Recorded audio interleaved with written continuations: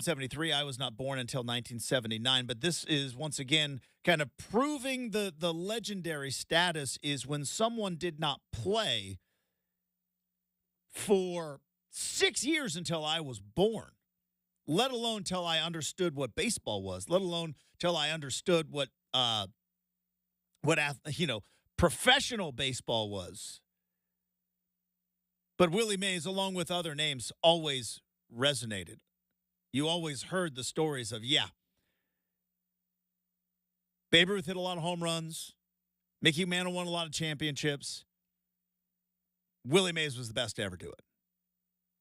And this is what I want to talk about at the beginning of the show because it is very easy to get romantic about baseball. And I try not to get too deep into it here on the show, but it is easy to get romantic about baseball. And I shout out Moneyball. Exactly right. Because one of the things that baseball has that I don't know that the other sports do is an actual legitimate connection to the past. If you watch basketball today, it looks nothing like basketball in the 1970s. Heck, it doesn't look like basketball in the 1990s. That's not saying it's better, not saying it's worse, saying it's different. You watch basketball today, and you see 7'2" guys. You see a 7'4" French guy shooting threes. Didn't have that in the 70s or the 90s or, heck, any time before. But you watch the way basketball is played and the amount of the fact that a three-point line is there. You cannot connect the stat. Who's the greatest shooter of all time? We'll never know.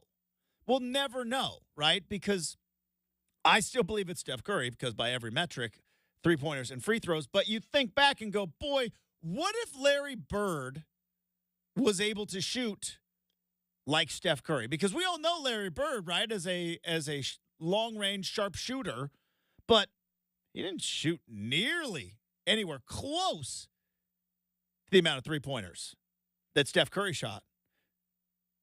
His shot, just volume of shots, is nowhere close because they worked the shot clock. They passed the ball. So it's hard in basketball to have a connection to the past, right? There's the transcendent players like Michael Jordan, like Wilt Chamberlain, like Kobe Bryant, right? Those are the guys who go, yeah, you put those guys in any era, they'd figure it out. Football, kind of the same way. You can't imagine, even going back to like the 80s or the 90s, quarterbacks throwing for 5,000 yards in a season. The game's not the same. The stats, the numbers, it doesn't translate. It's a different game now. The physicality in football is nowhere close to the physicality it was 10, 15, 20 years ago. Quarterbacks used to get could you imagine what could John Elway have done if he was never allowed to be touched? Right? What could Dan Marino have done? And when you look at all of the records that are there, what could they have done? But the physicality is different. Meanwhile, you've got mediocre at best quarterbacks putting up what used to be Hall of Fame numbers because the game has changed an awful lot. And the difference between now and then and the physicality, there is still, I believe, and I know the game has changed in many ways too. There's a pitch clock now. There is still a connection with baseball today and baseball of the past. And Willie Mays and Mickey Mantle and Joe DiMaggio and Ted Williams and all of those guys, those are the reasons why. Because when you compare stats from basketball, there's no shooting statistic to where you can go, I know that Larry Bird likely was one of the greatest shooters in NBA history. We don't have a stat to back it up because the game was different. I know that John Elway was one of the greatest quarterbacks of all time. But you look at the numbers of quarterbacks today, to compare. You can still compare, and I've said my piece on advanced stats, but one of the fun things when they created WAR, right, that wins above replacement, is that they went back all the way back and looked at all the statistics from the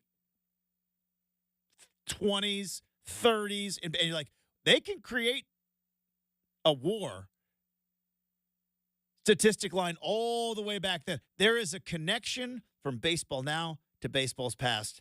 And when you look at a guy like Willie Mays, the idea that certain guys from playing in the 50s and the 60s, right? He won the MVP in 54 and 65, right? First off, think about that. That's 11 years. It's an 11-year gap. Won the MVP in 54, won the MVP in 65. But if you were to go and have, and I always talk about these, sports bar arguments, these fun debates that as sports fans we always get into, is like, other than like, could Michael Jordan play today? Right? Yeah, he could. For the most part, in basketball, it's like, I don't know if that game translates. Football, don't know if that game translates. Baseball, you're like, yeah. 660 home runs is still so much. Even including dudes jacked up in the steroid era. 600 home runs, 300 stolen bases. There's only 2 other players that ever did that. That's Barry Bonds and Alex Rodriguez. In terms of longevity and say what you will about those two dudes, because, yes, they both took steroids, but they're both Hall of Famers. I know they're not technically in the Hall of Fame, but they're both Hall of Famers. I remember I've had these discussions, like, I think it was when Kevin Love was playing on the Minnesota Timberwolves, and he was pulling in like 23 rebounds. Dude, that was big Kevin Love. He was pulling in 23 rebounds a game. It's like, Love. well, yeah, but he's doing it on the Timberwolves. And I'm like, okay, well, if it's so easy, then why doesn't everybody do it? Yeah, he was a little more husky back then, Justin. He pulled down a lot of if rebounds. If you get the reference, yeah, a little bigger. He pulled down a He ton was of. so good in Minnesota. But yeah, my point was that the knock on, yeah, but that team's not going in. Like, yeah, but if it's so easy, then why doesn't everybody on bad teams just pull down massive amounts of rebounds? Speaking of Alex Rodriguez, before we all decided we hated him, when he was with the Texas Rangers, and it was like, he's putting up crazy statistics. He's the MVP. Yeah, but his team stinks. And I'm like, okay, well, if it's so easy to hit 340-something, then why doesn't everybody on last place teams do it? And when you think about these baseball statistics and these baseball legends, and you look back and go like, well, because what's the thing I shouldn't say we always say, but people, Will Chamberlain, yeah, but he was playing against welders and plumbers, right? Okay. If it was so easy back in the 50s and the 60s, then why doesn't everybody have 600 home runs and 300 stolen bases? If all those catchers were welders and plumbers, and they worked the sawmill before playing a doubleheader, and it's like they were coming straight out of the coal mine to go play for the Cincinnati Reds. It's like, if it's so easy, then how come? And that's one of the things that you got to love about baseball. And I was thinking about that with Willie Mays, and we could sit here and talk about all. Baseball is still the one sport where you can go, Aaron Judge, Willie Mays, let's talk about it. Ken Griffey Jr. was my favorite baseball player. Ken Griffey Jr., Willie Mays, ideal center fielder.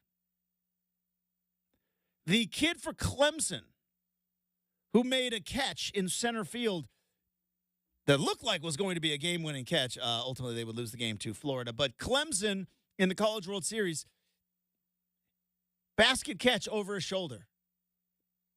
What did everybody say? Oh, it's a Willie Mays catch. Here's the one thing, though, that I always like to reference. Again, Willie Mays was playing for the New York Giants when he made the over-the-shoulder basket catch. Brenden, I'm sure you've seen the clip, the over-the-shoulder basket catch. He was black and white, baby. He was playing center field for the San Francisco Giants. Do you know where the San Francisco Giants played? Or not the San Francisco, excuse me. The New York Giants. They're not yet the San Francisco Giants. The New York Giants. I do, because it's one of my favorite stadiums to play with, and you can play in it in MLB The Show. It was the Polo Grounds, Justin. Originally built for, guess what? Polo! Yeah. It was such a crazy, cool stadium. Like, you could hit like a home run to right or left in like 220 feet. So, I'm glad you brought up the dimensions, because that's the Willie Mays thing where you talk about that catch that he made over the shoulder in center field at the Polo Ground. Now, we've seen center fielders since then, make that. Griffey's made it. Jim Edmonds, I think, had one of the great. Do you know how far?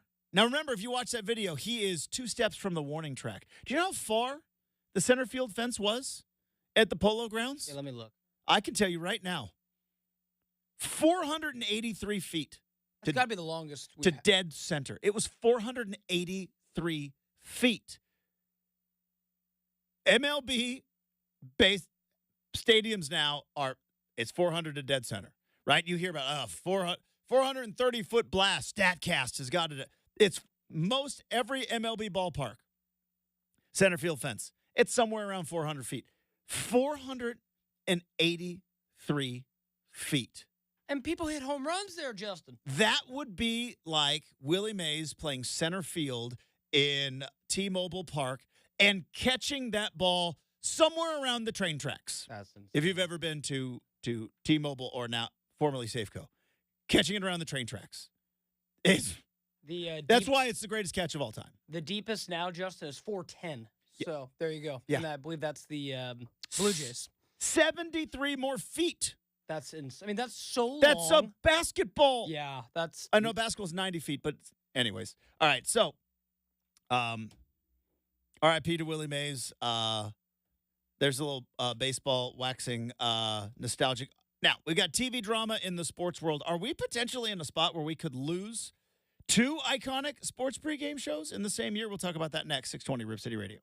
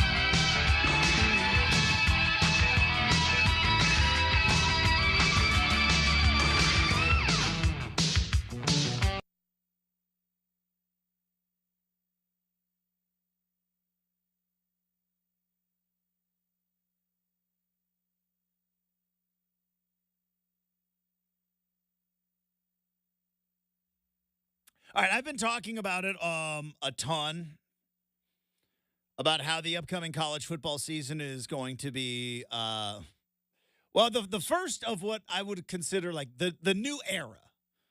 Right. I always talk about the modern era. And I think it might have been our friend Larry on Twitter was like, Justin, when's the modern era?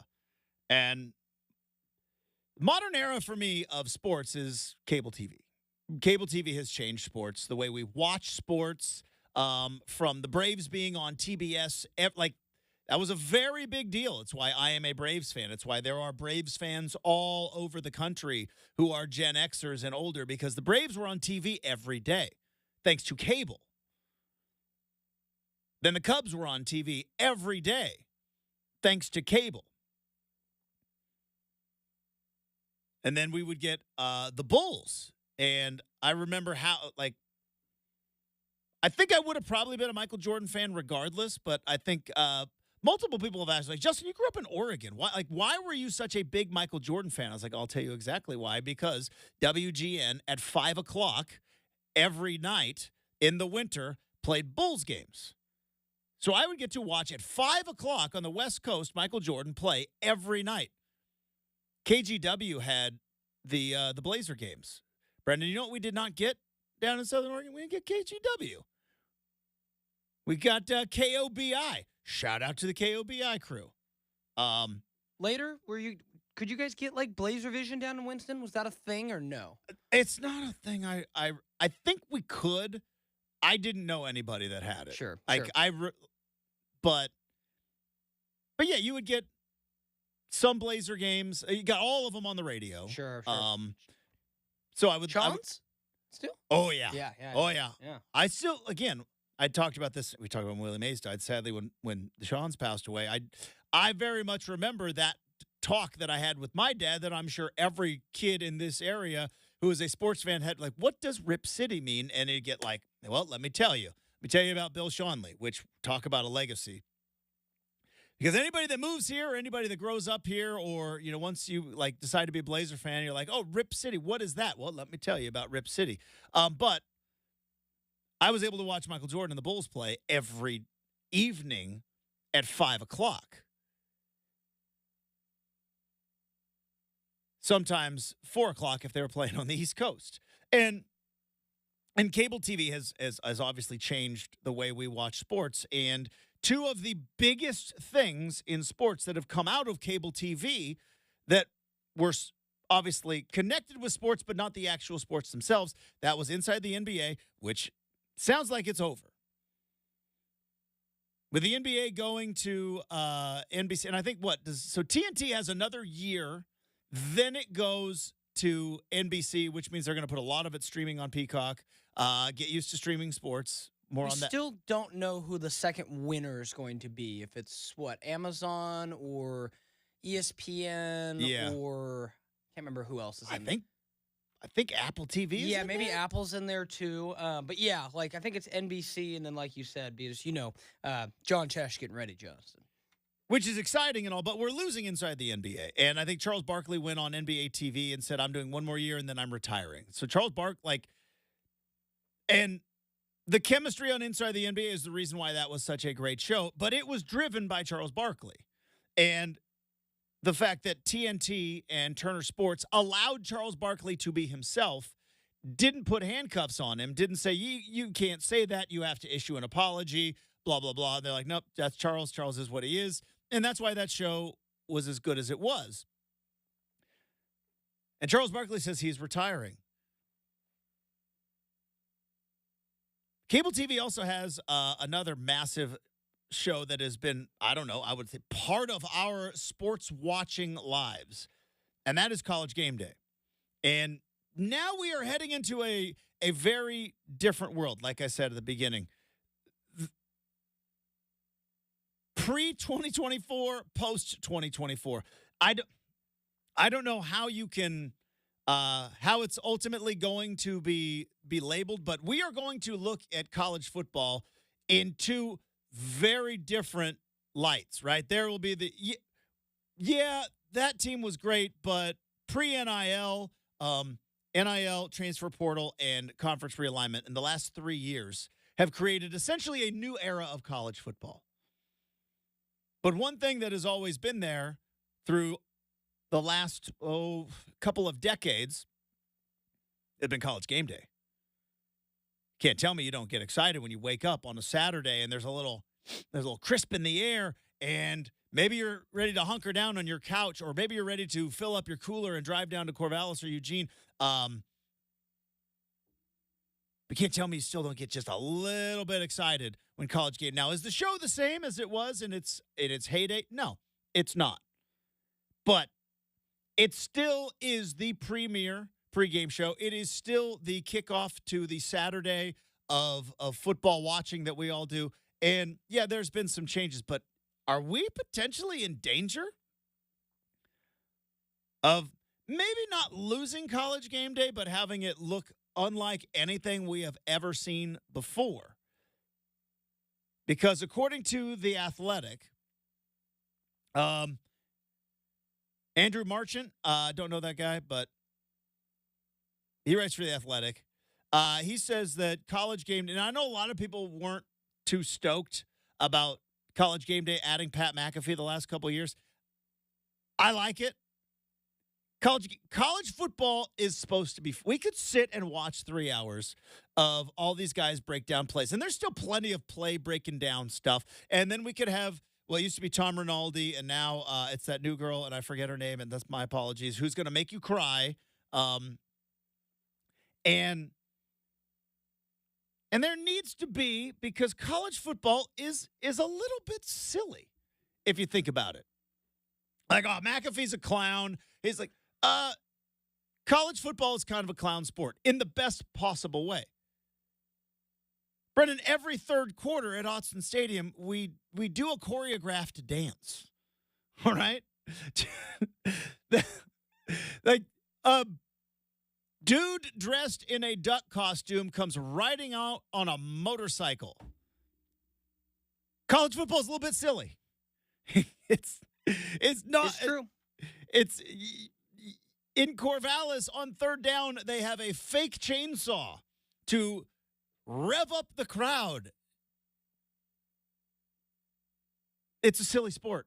And I think when McAfee went on to College Game Day, he brought some of that silliness that sadly we kind of lost because Lee Corso, who did bring the silliness, is getting older and older, then had a stroke, and just physically isn't capable of doing that show week in, week out. So ESPN was like, we got to bring in the court jester, and McAfee kind of played that role. Well, a bunch of stuffy curmudgeons, I don't like it. It's like, okay, first off, if you want to be a stuffy curmudgeon, go to the NFL. NFL is serious business. You can watch all the NFL pregame shows. Guess what? It's a bunch of old players and old coaches. Look at this cover 2 here, and it's a very stuffy, serious show. College football, which again, I talk about the secret sauce. Justin, why do you love college football so much? It's still fun. It's still fun. Like I said, chainsaw noises, choreographed dances, rivalries, chants, fight songs. Fight songs with weird words if you ever think about like the actual lyrics of the fight songs. Well, they Notre Dame touches a sign. You guys see what I'm getting at. So McAfee was added to College Game Day. I think it was late 2 years ago, and then was on fully last year. And I get that not everybody is everybody's cup of tea, and I get that people don't like change. And really, when you get a big, big change like that, some people weren't happy about it. And so the rumblings of McAfee and College Game Day really started, I think, last October, November.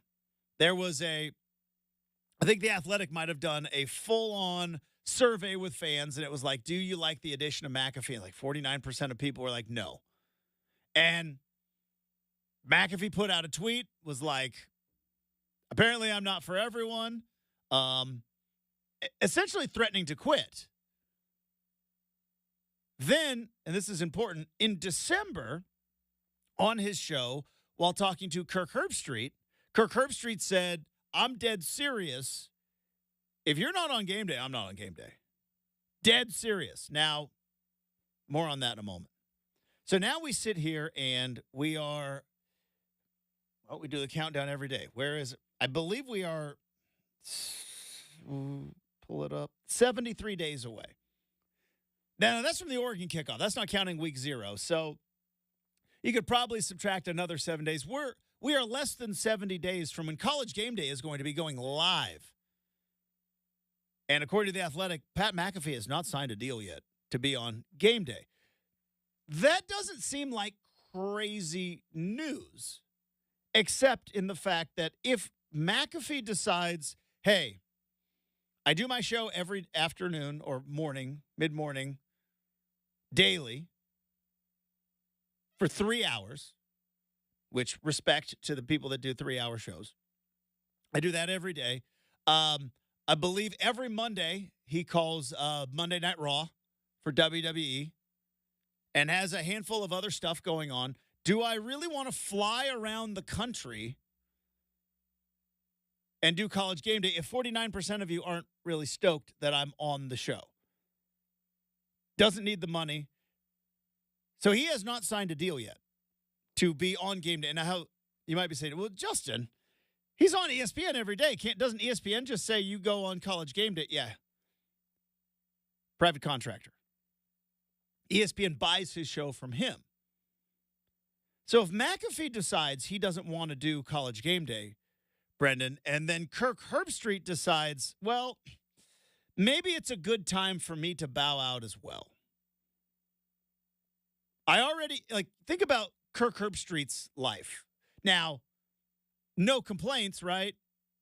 Gets compensated tremendously for it, but Kirk Herbstreit during football season flies private, but now I've never flown private, but flies to NFL City, calls Thursday Night Football, then flies to College Game Day location, which is not always the same location as the Saturday night big game on ESPN, the 5 o'clock West Coast game on ESPN. So flies. Although it was on a Saturday in September or a Saturday in November last year. Like the 5 o'clock evening game was ESPN's big game and game day wasn't there. Game day wasn't there. Funny how that works. But continue, please.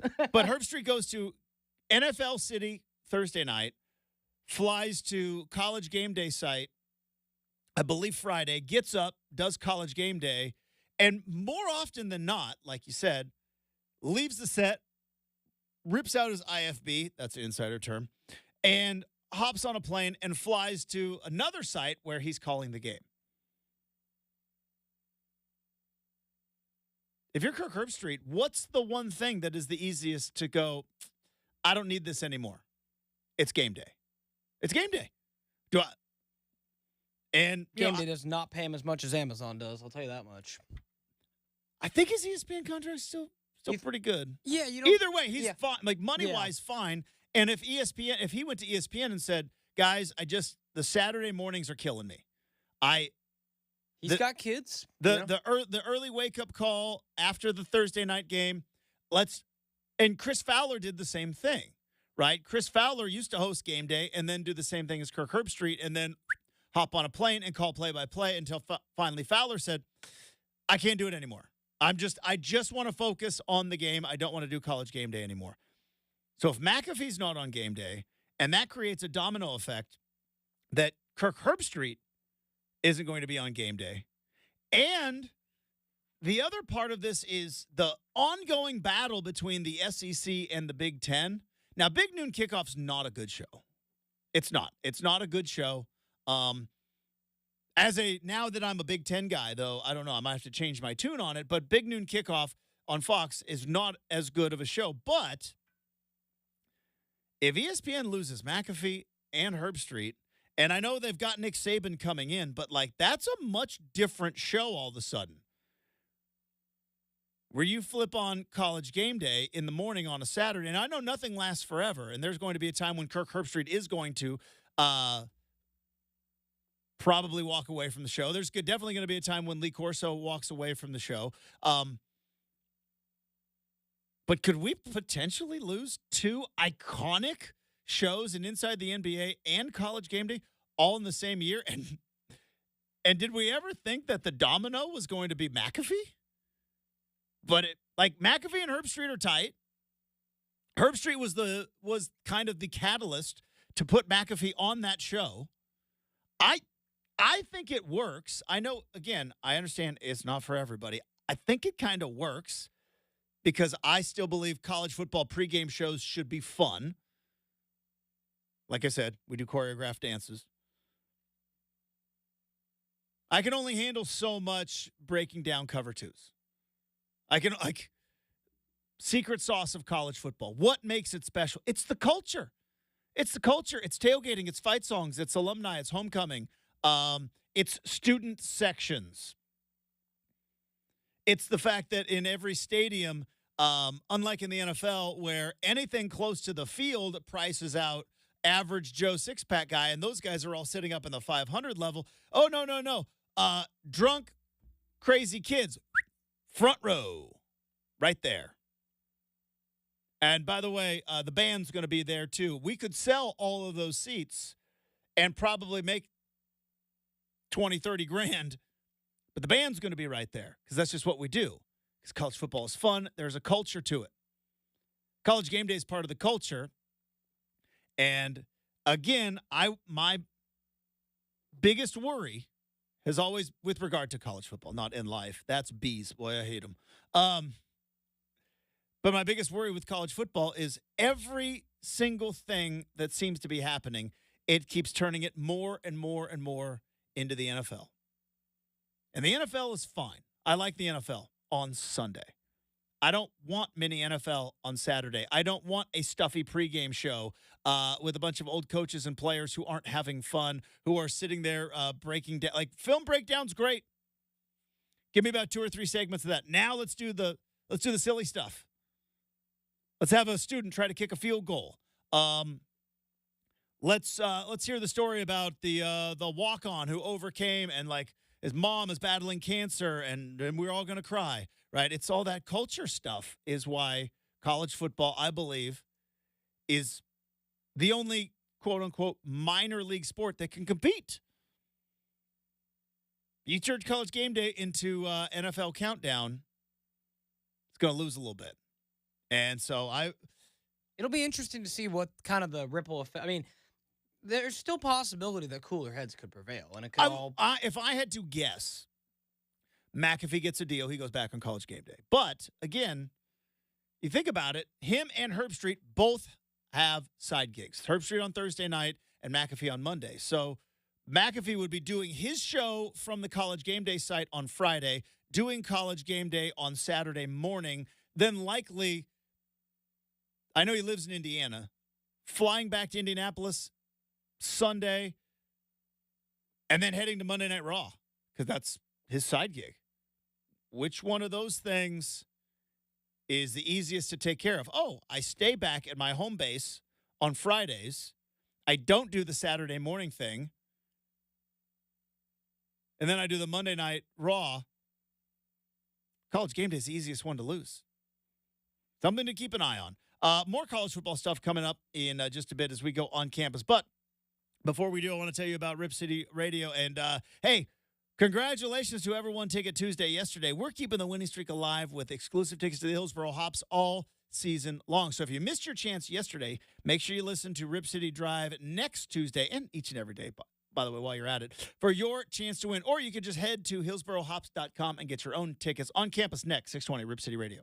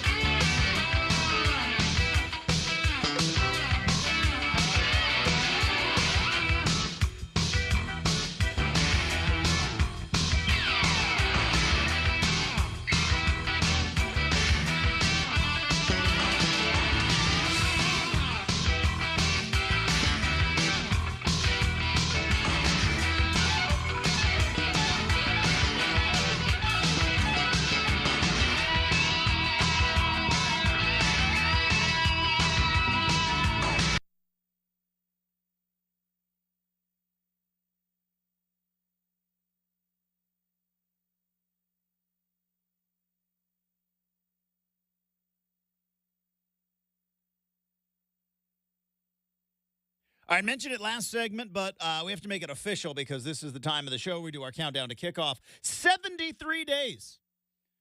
But who's counting? I'm counting. I've never understood that phrase. Oh, but who's counting? I'm counting. Counting down the days. Doesn't mean I'm not going to enjoy my summer.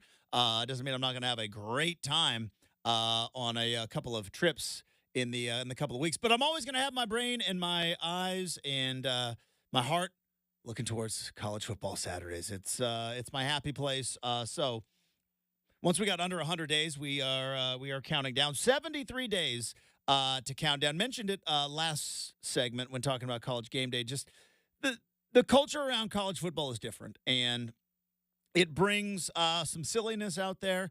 And some of the silliness is the fact that every school, and it's a good silly, it's not a bad silly, it's a good silly, that every school has got a fight song.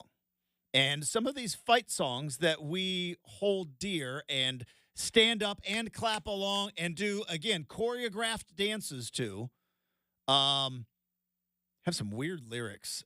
So I saw this. This was on 3. First off, let's make it official. Let's open it up. 73 days to college football. Let's go on campus.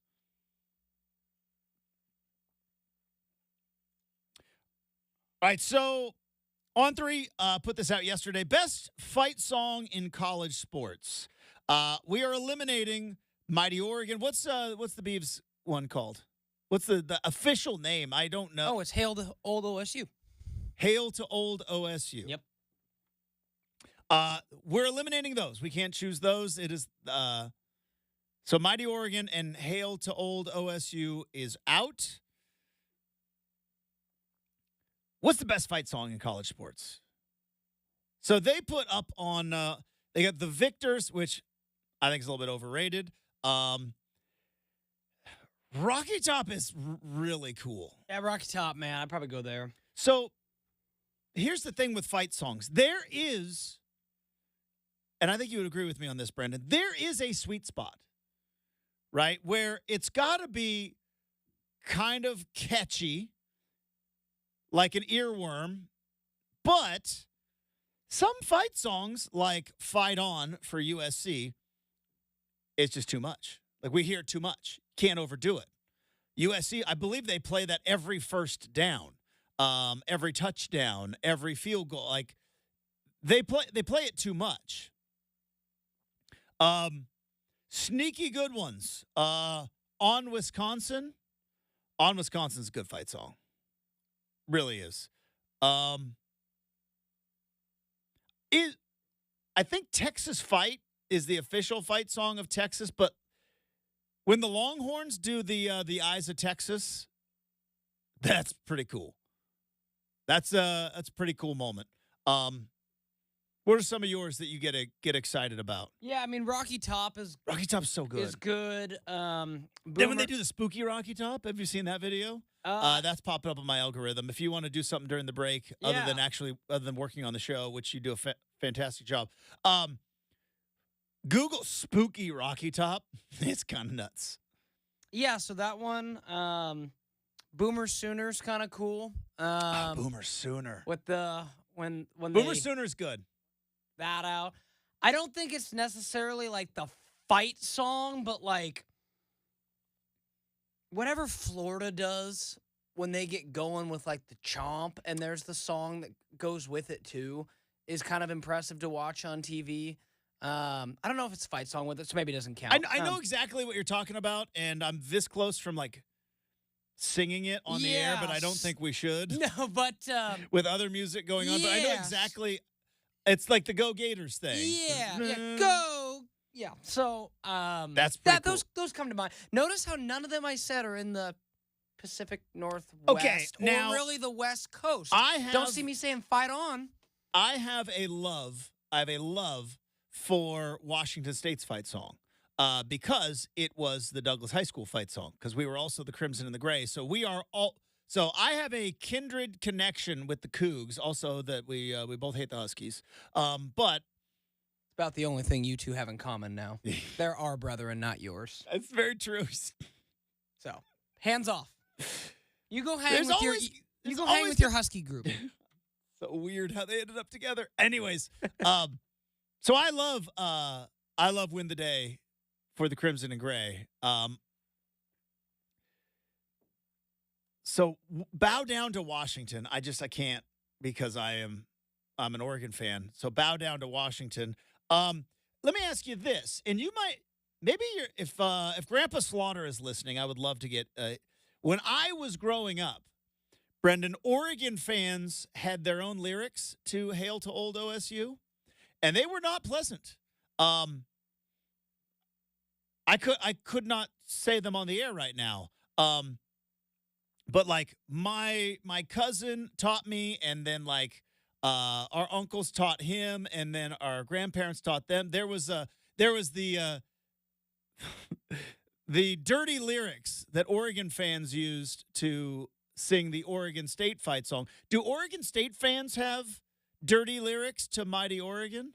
I bet Grandpa Slaughter did.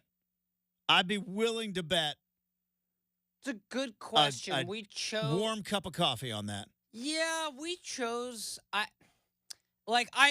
can't think of anything. It was something like back in the 80s, though. It was like an Yeah. 80s and 70s thing. Yeah, I was gonna say like me growing up, there were other little like funny nicknames and things we did to poke fun at Oregon, but not necessarily anything like the nothing I can remember with the fight song though. You know how on Hail to Old OSU, that you guys spell out OSUBEAVERS? There's another word that Oregon fans spelled out, and it's not appropriate. It's funny, I couldn't even these lyrics, I know some of them, but it's really sad. I couldn't like you said, Brenden, your life depends, sing the song. I couldn't do it. Oh, to the Ridge? Either one. Like I kinda know I just know OSU, our hats are off. Yeah, to you. that's kind of it. That's kind of it. Like, yeah, it's interesting. That's for sure. Where do you think? I'm indifferent on the Oregon fight song. I think it's okay. I think it's an above average fight song. Mighty Oregon is. I do like the fight ducks fight, win ducks win. I love that part, but it's not an iconic fight song. It's just very very good. Where are you on the Beavs fight song? Being honest about it. Yeah, I mean, I think it's fine. I think it's properly rated, right? Not anything like woohoo best in the country. Not like the worst. It's like properly rated.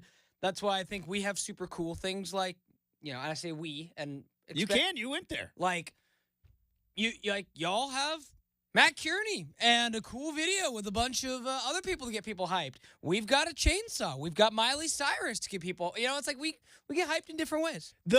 I will say the OSU with when you spell out the letters, I do like that. It's pretty good. It is pretty good, and it's really annoying when you guys are winning. It's really really annoying, and that's how you know it's pretty good. We have got what we think is pretty good. Hour number 2 coming up next. 620 Rip City Radio.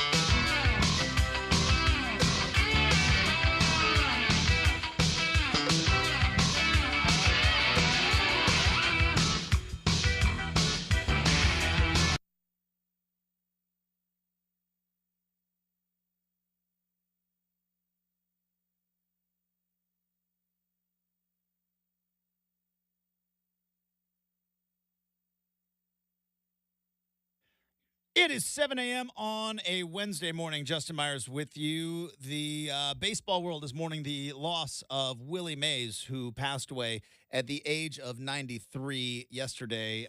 It was announced by the San Francisco Giants and Major League Baseball. His career saw numbers including 24 All-Star appearances, 2 National League MVPs, 12 Gold Gloves, 660 home runs. Big NBA news in the last hour as Monty Williams has been fired by the Detroit Pistons.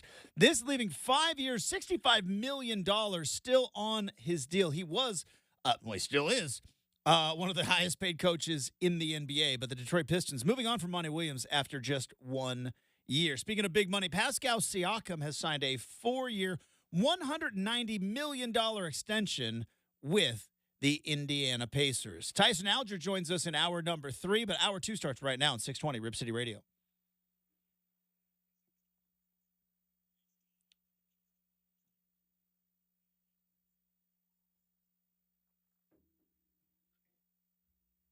Hey, welcome back to Rip City Mornings, everybody. Hopefully you are having a fantastic, what day is today? Wednesday. That's what day it is. We've got Make or Miss coming up in 20 minutes. We have got stuff we saw on the internet. Ooh. You see what happened to Justin Timberlake on the internet? Well, it happened to him in real life, but I saw it on the internet. Tough day yesterday for old JT. So we got stuff we saw on the internet coming up in about 45 minutes. But this breaking... That's not great. It's not a good look. I didn't see that till just now. Really? Yeah. Album not doing the greatest, so, maybe coping a little bit. How do rich people not have drivers is what I want to know. Like, seriously. See Henry Ruggs. Seriously, how do rich people not have drivers? If I could live to be 100, and the good Lord will and I will, because I keep myself in really good shape. But if I could live to be 100, I will never, ever, ever understand why rich people don't have drivers. You're a gajillionaire.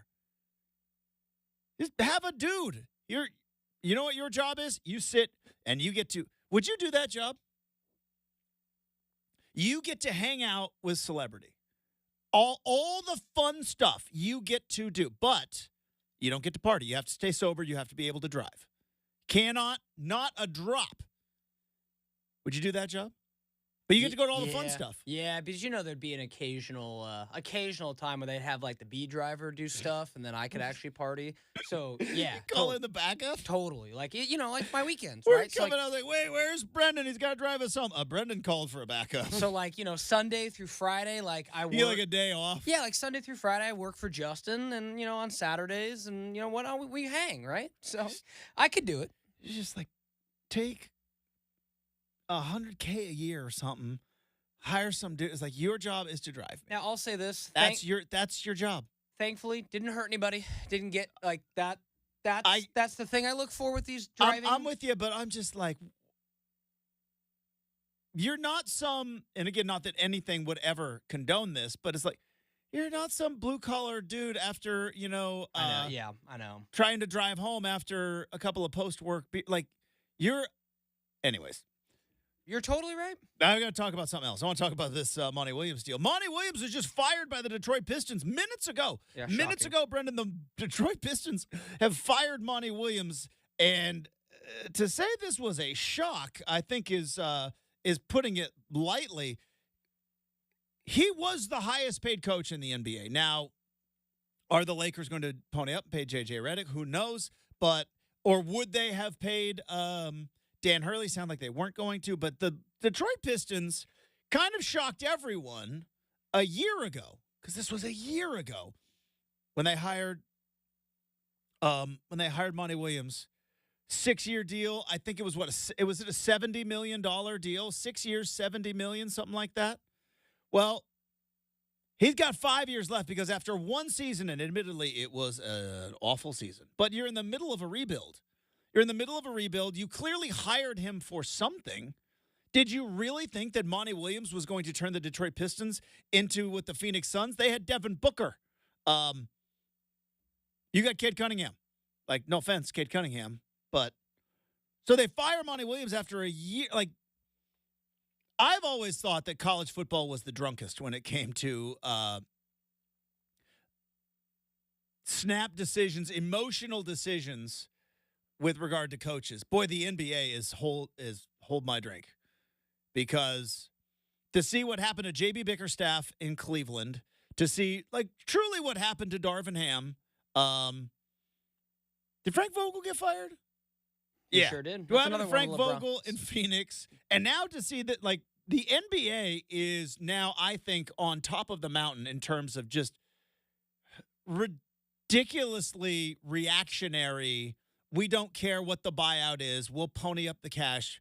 We have to make a move, because this one doesn't make any sense. Yeah, to me, this is you knew you were going to be bad. So with the NBA, Justin, absolutely exploding in franchise valuations, this is like playing salary cap without having negatives. Mm-hmm. So, like, you look at it, okay, 5 years, $65 million. That's a pretty big, like, player contract. But imagine if you could just wipe it away, pay it off, and not have it count. And that's what all coaches do. So now teams are like, you're seeing teams now be like, we'll eat the rest of his contract because we don't like what we see in year one.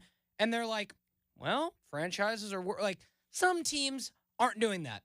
You know, the small market teams, New Orleans, maybe Charlotte, but like Detroit, pretty big market team, still has, you know, a pretty good bit of history. Like, yeah, Detroit's probably middle of the pack in NBA valuation. Oh, yeah. This is nothing. So it's. I mean, it. But that's a valuation, right? And I know this from Shark Tank. That's not real money. That's not liquid. That's just if you sell it. And I don't think so. Little Caesars owns the Cavs, right? Or does Little Caesars own the Pistons? I want to say Little Caesars owns the Pistons. Maybe I'm wrong on that one.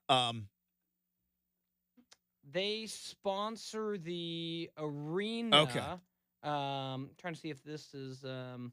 But we need to get into the nuts and bolts of this, because after I saw, wow, that's a lot of money. Wow, that's a surprise. Monty Williams got fired.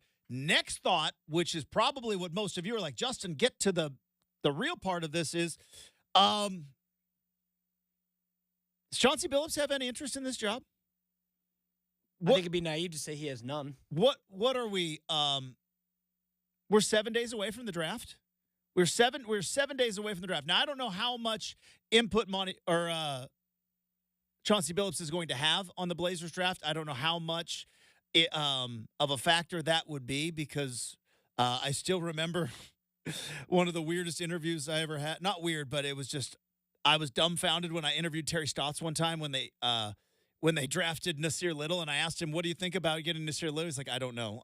That's GM's call. I'm like, well, considering. Well, he's on your team now. So, but it sounded like last year that Chauncey Billups was a little more involved, especially with the Scoot Henderson draft, and even the year before with Shaden Sharp. So I don't know how much the timing of this matters, but we had heard rumblings when the Lakers job was potentially open. We heard rumblings when the Phoenix job was open that, remember who, I know I saw it from Sean Highkin, but I think it was reported by somebody else that, like, was it Chris Mannix? Was it Chris Mannix, the one that reported, said basically people are going to be certain teams are looking at the Chauncey Billups Portland Trail Blazers situation.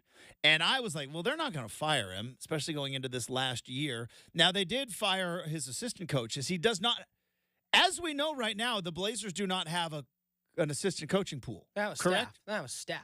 Like, one of which was his brother. Indeed. Now, granted, I say that I believe. Are the Pistons maybe poised to go and poach Chauncey Billups? Yeah, I mean, if memory served, Justin, I believe all those this kind of just clicked in my head like X meets the spot. Like, I believe when all that came out, those contracts were set to expire end of June. So they pretty much just maybe it was either end of June, end of May. If it's end of June, that kind of makes sense why we haven't heard a bunch. Mm-hmm. That maybe, it would go through and we'd hear after the draft and all those things. But it's been, just in general, Justin, other than a few tweeted out videos of some private workouts and those kind of things, it's been really quiet in Blazerville lately, hasn't it? Yeah. Just very quiet. Very, very quiet. And I I don't know how to, look at that in context to this, but Justin, you take a step back. There is a coach available in the NBA right now. I mean, available is a relative word, but available, who Detroit would call one of their best players of all time. So also, I believe Trajan Langdon, who I knew because he played at Duke. There you go. And it's interesting because Tyson Alger, who's going to be on the show next hour, he knows Trajan Langdon because that was one of the things that Mike Krzyzewski used to always do is you, as a Duke player, you would get that homecoming game, right? Remember when Duke played, I think it was Portland, University of Portland, because Dunleavy got his homecoming game. Trajan Langdon, they went to the Great Alaska Shootout because Trajan Langdon might be the greatest basketball player from Alaska. There's also Carlos Boozer Battier. I think Battier is from Alaska. Anyways, so Trajan Langdon was just hired, I think, as their president, their GM. They got funny Stick with names. your gut. Boozer was Juno Douglas. Stick with your gut, Justin. Should have. Wasn't Shane Battier. It was Carlos Boozer. Stick with your gut, baby. But I believe Trajan Langdon was. Now, I might have been off on that, too, because, played at East Anchorage High School. So, and I'm on the fly doing some Googling because I'm trying to figure out, is there any connection between Chauncey Billups and Trajan Langdon, right? Because if there is, that's something to keep an eye on. Now, as far as I could tell, I don't see any crossover. Now, they were high-level basketball players in the same era around the same time, right? Late 90s when Trajan Langdon was at Duke and then Chauncey Billups was there at Colorado. So I don't know if there is any connection, but it is something definitely as a Blazer fan you need to keep your eye on because I would say the Lakers' job, just because we've talked about, it's the Lakers. And if the Lakers wanted to try to poach Chauncey Billups, they probably could have. But I would say the one job, and again, I don't even know if Blazer fans would be nervous about, but I would say the one job where you could see, Chauncey Billups would leap, it would be the Pistons' job, right? Now, here's the other question, and this is where it's not, sounds mean, but I don't mean it in a mean way. I mean it in a, let's be real about this. Brenden, which rebuild's going better? Which rebuild's going better? Because if you were a coach, maybe Chauncey Billups loved his time in Detroit, wants to be the conquering hero, return home to the Motor City. But I think also as a coach, you have to factor in, how much work is going to go into this? Which rebuild's going better? Boy. That's a great question. I think both teams have, again, it's kind of 6 in one, half a dozen in the other. Like your favorite saying. It is, right? Like the Pistons have much more talent than they oversaw this year. Maybe they don't fit, but again, there's some nice pieces there. And that's what I say about Portland. Like, you go back and look at like the teams, Justin, that have just been terrible. Like that Philly team we talked about. This Blazer team still has more talent. So I'm curious to kind of see how that ultimately fleshes itself out. All right, more on that coming up in Make or Miss, which is next on 620 Rip City Radio.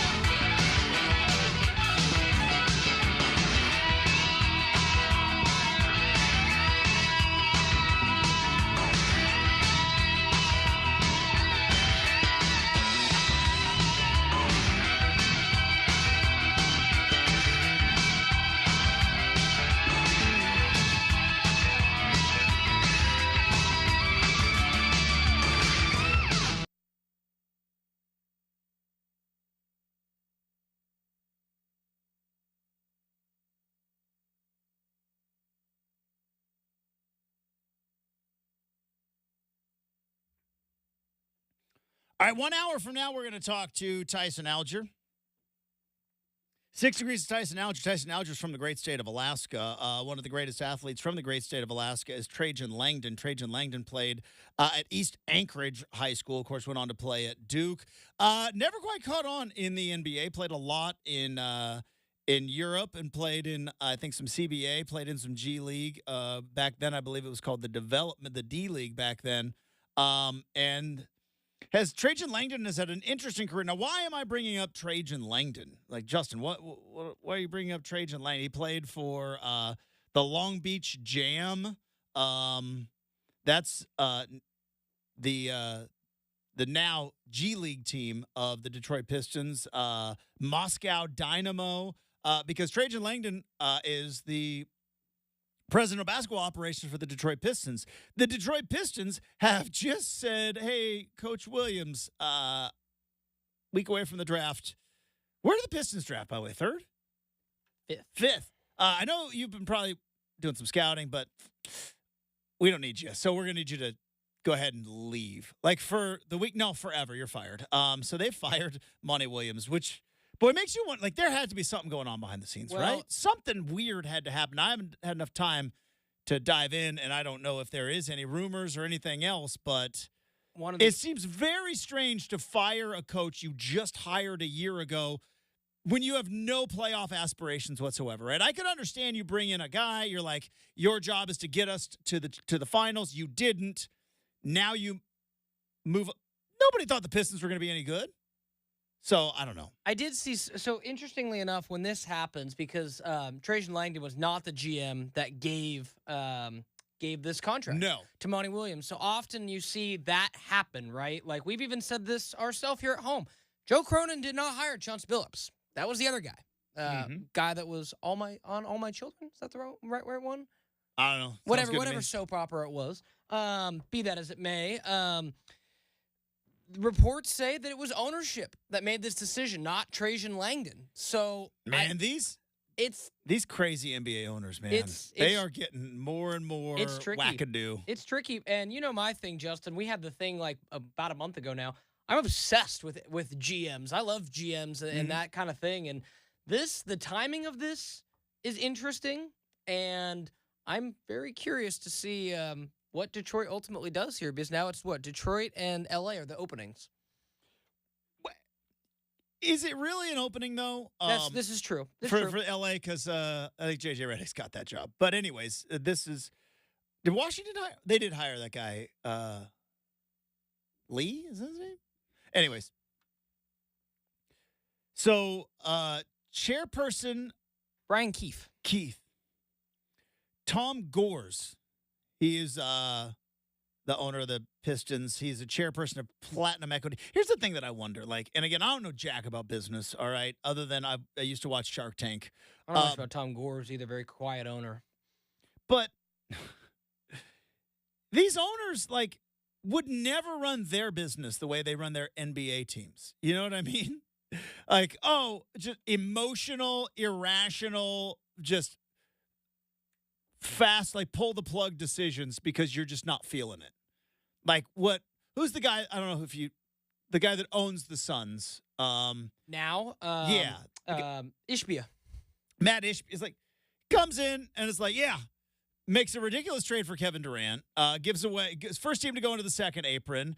Like, clearly everyone knew that the Phoenix Suns did not have enough depth and that Kevin Durant and Bradley Beal were getting older and that they were maybe had a run in them, but likely not. And it's like, okay, make a splash. And then it's like, sorry, Frank, you're fired. It's like, what?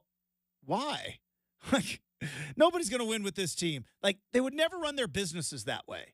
And so it's just kind of interesting that they're firing coaches this way.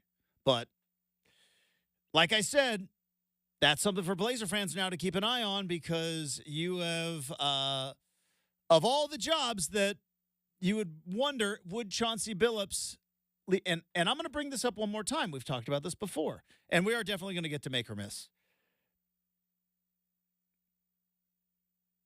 When the Chris Mannix thing came out about people are going to be eyeballing Chauncey Billups, and that if that falls apart in Portland, he would be a hot candidate, which it just reeked of agent leakage. You know what I mean? Which is, look, that's the game. I'm not criticizing, I'm observing. We brought up the fact that, look, the Blazers, if you gave the Blazers and Joe Cronin and all of ownership in the front office, Chauncey Billups was not brought in to coach a rebuild. He wasn't. He was brought in to be a veteran presence to impart wisdom upon Damian Lillard and CJ McCollum on how to get a good team to great. That fell apart in all of 3 months of the first season of Chauncey Billups. But he was not brought in to tank for 2 years and then probably tank again and rebuild. That wasn't his expertise. That wasn't why they brought him in. So do the Blazers maybe have eyes looking elsewhere? And then on the other part of it, like I said, Chauncey Billups is probably going like, yeah, I was brought in to coach Dame. He's been injured, requested trade. Yeah, it's nice to maybe coach a 19-year-old point guard who may or may not turn out to be a star in this league, but I was not brought in to tank for 2 years in my first coaching job. And by the way, that's the other part of this. Chauncey Billups, remember, came in with 1 year of experience as an assistant coach. And that's, again, it's neither here nor there. Steve Kerr took over the job of the Warriors with no coaching experience. He turned out to be just fine. What I'm saying is, other coaches who maybe had a track record, if they got into a situation the way Chauncey Billups got into here in Portland, where it was like, all right, I'm here to coach Dame. Yeah, Coach Dame's hurt. We're tanking. If you had other options, you might have taken them. But Chauncey Billups didn't have any other options because this was his first job, his first head coaching job. Trying to think of Indiana Pacers coach. Help me out. Oh, Carlisle. Rick Carlisle, if he was in a spot where the Pacers were we're trading everybody away, and I know you made it to the Eastern Conference Finals last year, but we're trading everybody away and we're rebuilding. Rick Carlisle would be like, all right, I'm going to go find another job. He would. Because he would have options, because he's got a track record of wins, made it to the NBA champion. He's got a track record. Chauncey Billups didn't have a track record, so he didn't have options, so he kind of had to suck it up and tank, which that could not have been fun. It wasn't fun as a viewer. And we didn't even have to, be there all the time, Justin. It just makes you wonder, maybe he was never involved in looking at the Los Angeles Lakers. Maybe he was never even an option with the Phoenix Suns, because we kind of talked about that, because Phoenix, was it Nick Nurse is there now? Budenholzer, sorry. They all kind of, Budenholzer, Nurse. All interchangeable pieces on the chessboard. In and out, Vogel, all those guys. Mikey Malone, they're all the same guys, it seems. But Detroit, now that's a different thing altogether. Now, the other thing, though, if you are Detroit, you just paid a guy in Monty Williams. Now, Monty Williams had a pretty decent track record, made it to the NBA Finals as a head coach, but you just are paying him $65 million to go away. Can you sell your fan base? As much as they love Chauncey Billups, but as a coach, we're bringing in a guy that has done nothing in terms of wins. Not his fault, doing the company job of tanking, which is what Joe Cronin had implemented. But can Detroit really bring in a guy that has no coaching experience other than 3 years of tanking? Yeah, it's a good question. I mean, but it's also Chauncey Billups, right? And is his name in the rafters up there? He's in the Hall of Fame. Oh yeah, it has to be. He's in the rafters, right? And the last time Detroit really had winning anything, right? I mean, to quote Dan Lanning, I can't really remember the last time Detroit won anything other than 2004, right? So you're talking 20 years of pretty much mediocrity or worse, Justin. It's been bad. Now, the other part of this, I've been searching to try to find, is there any connection between Trajan Langdon and Chauncey Billups? There's not, except both were high-level college basketball players a year apart. So, probably from high school on, probably had some camps. Now, again, I've played with some guys 30 years ago, too. That doesn't mean much, but you just wonder if in the basketball circles, they're around the same age, probably have a lot of the same friends, Just another thing to keep an eye on. That's all I'm saying. Just keep an eye on it. All right. Let's get to make or miss.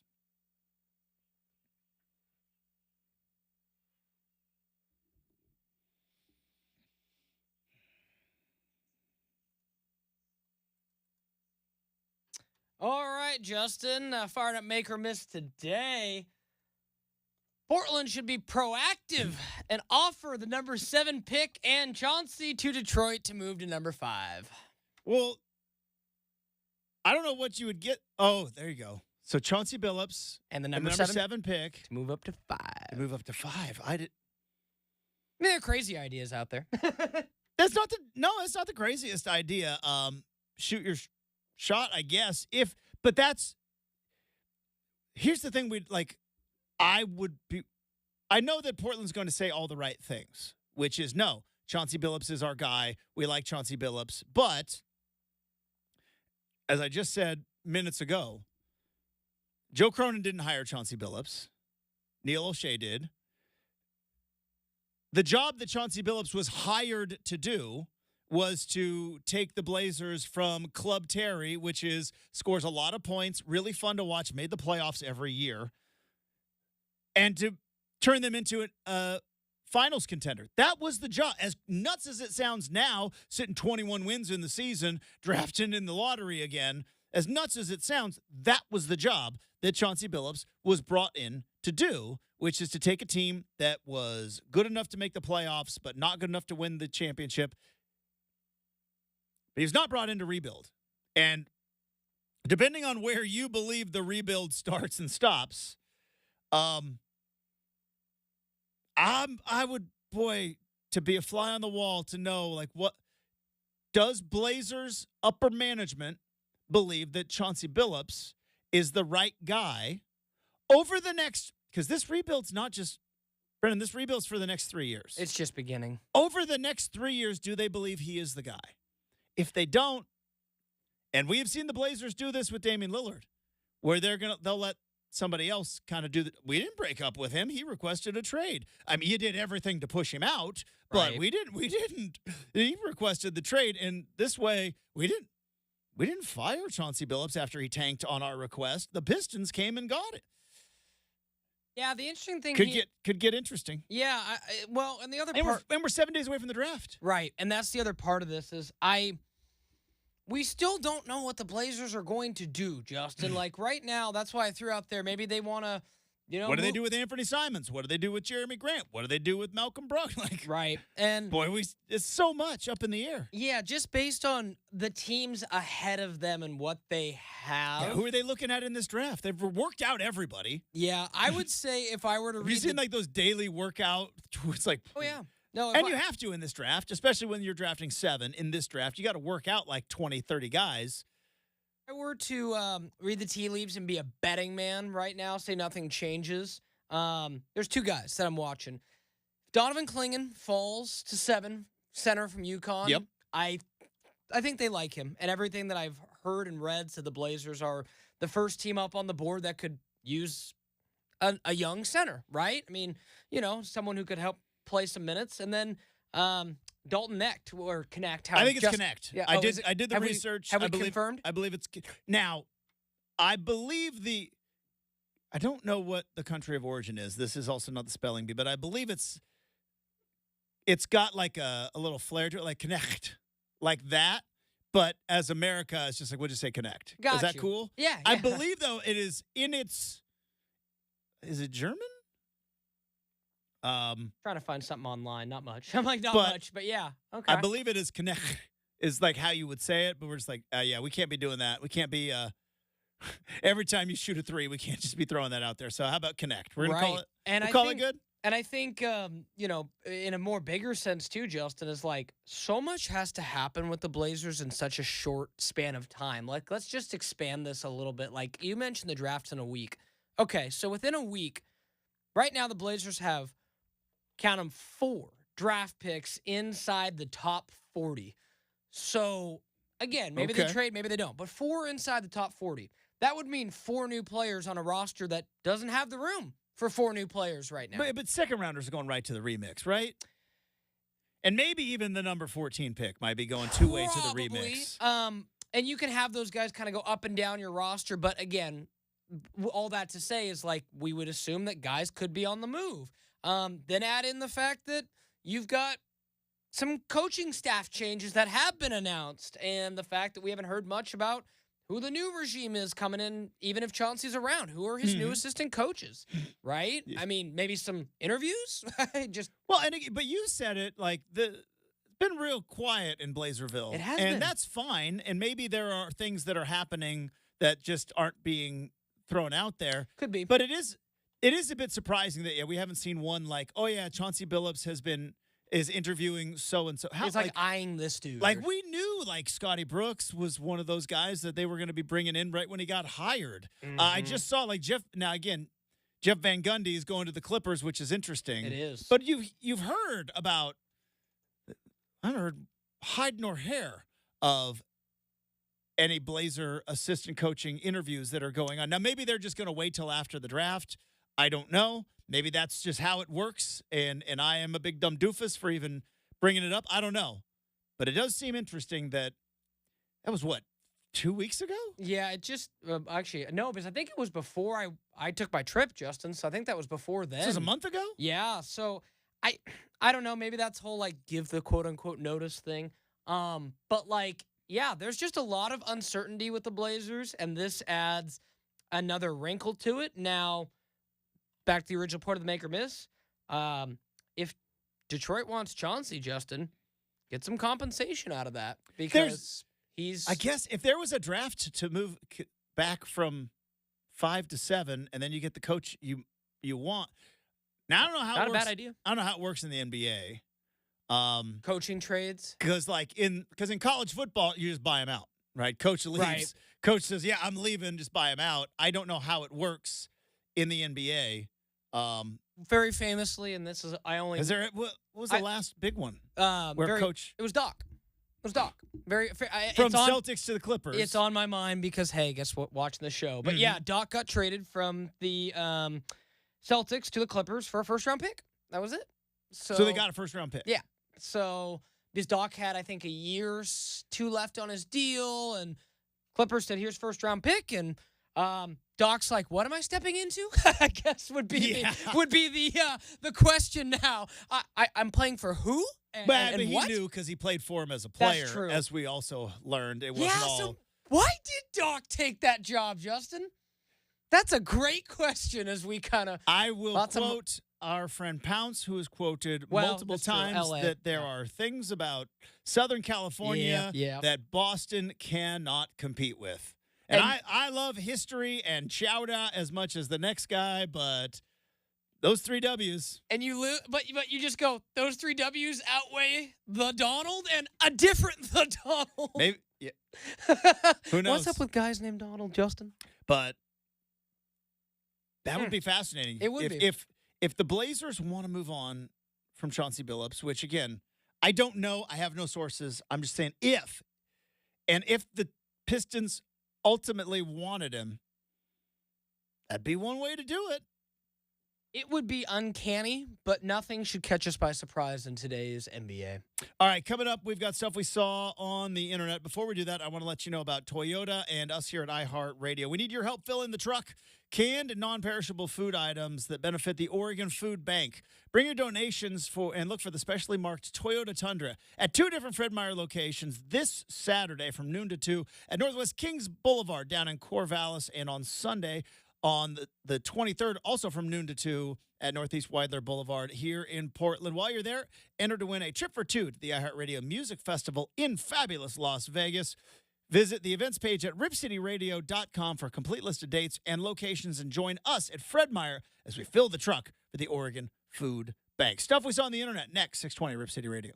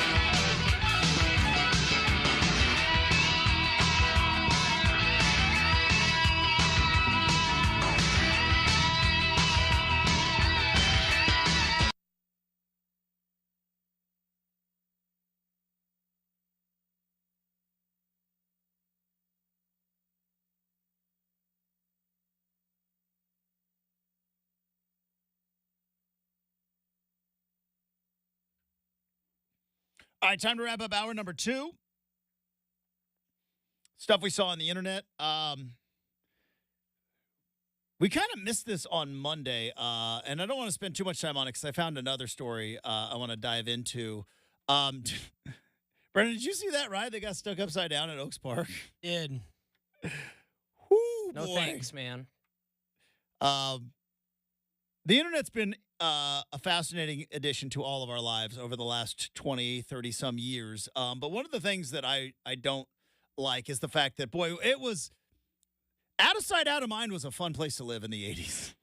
Do you know what I mean? Like, maybe that ride that you were on did get stuck upside down at one point, like 3 years ago. But, like, unless you got the paper that day, or saw it on the news, like, nobody talked about it. Or it might have been a rumor, but you only believed about half of them. Now the internet, like, because of it, stuff lives forever.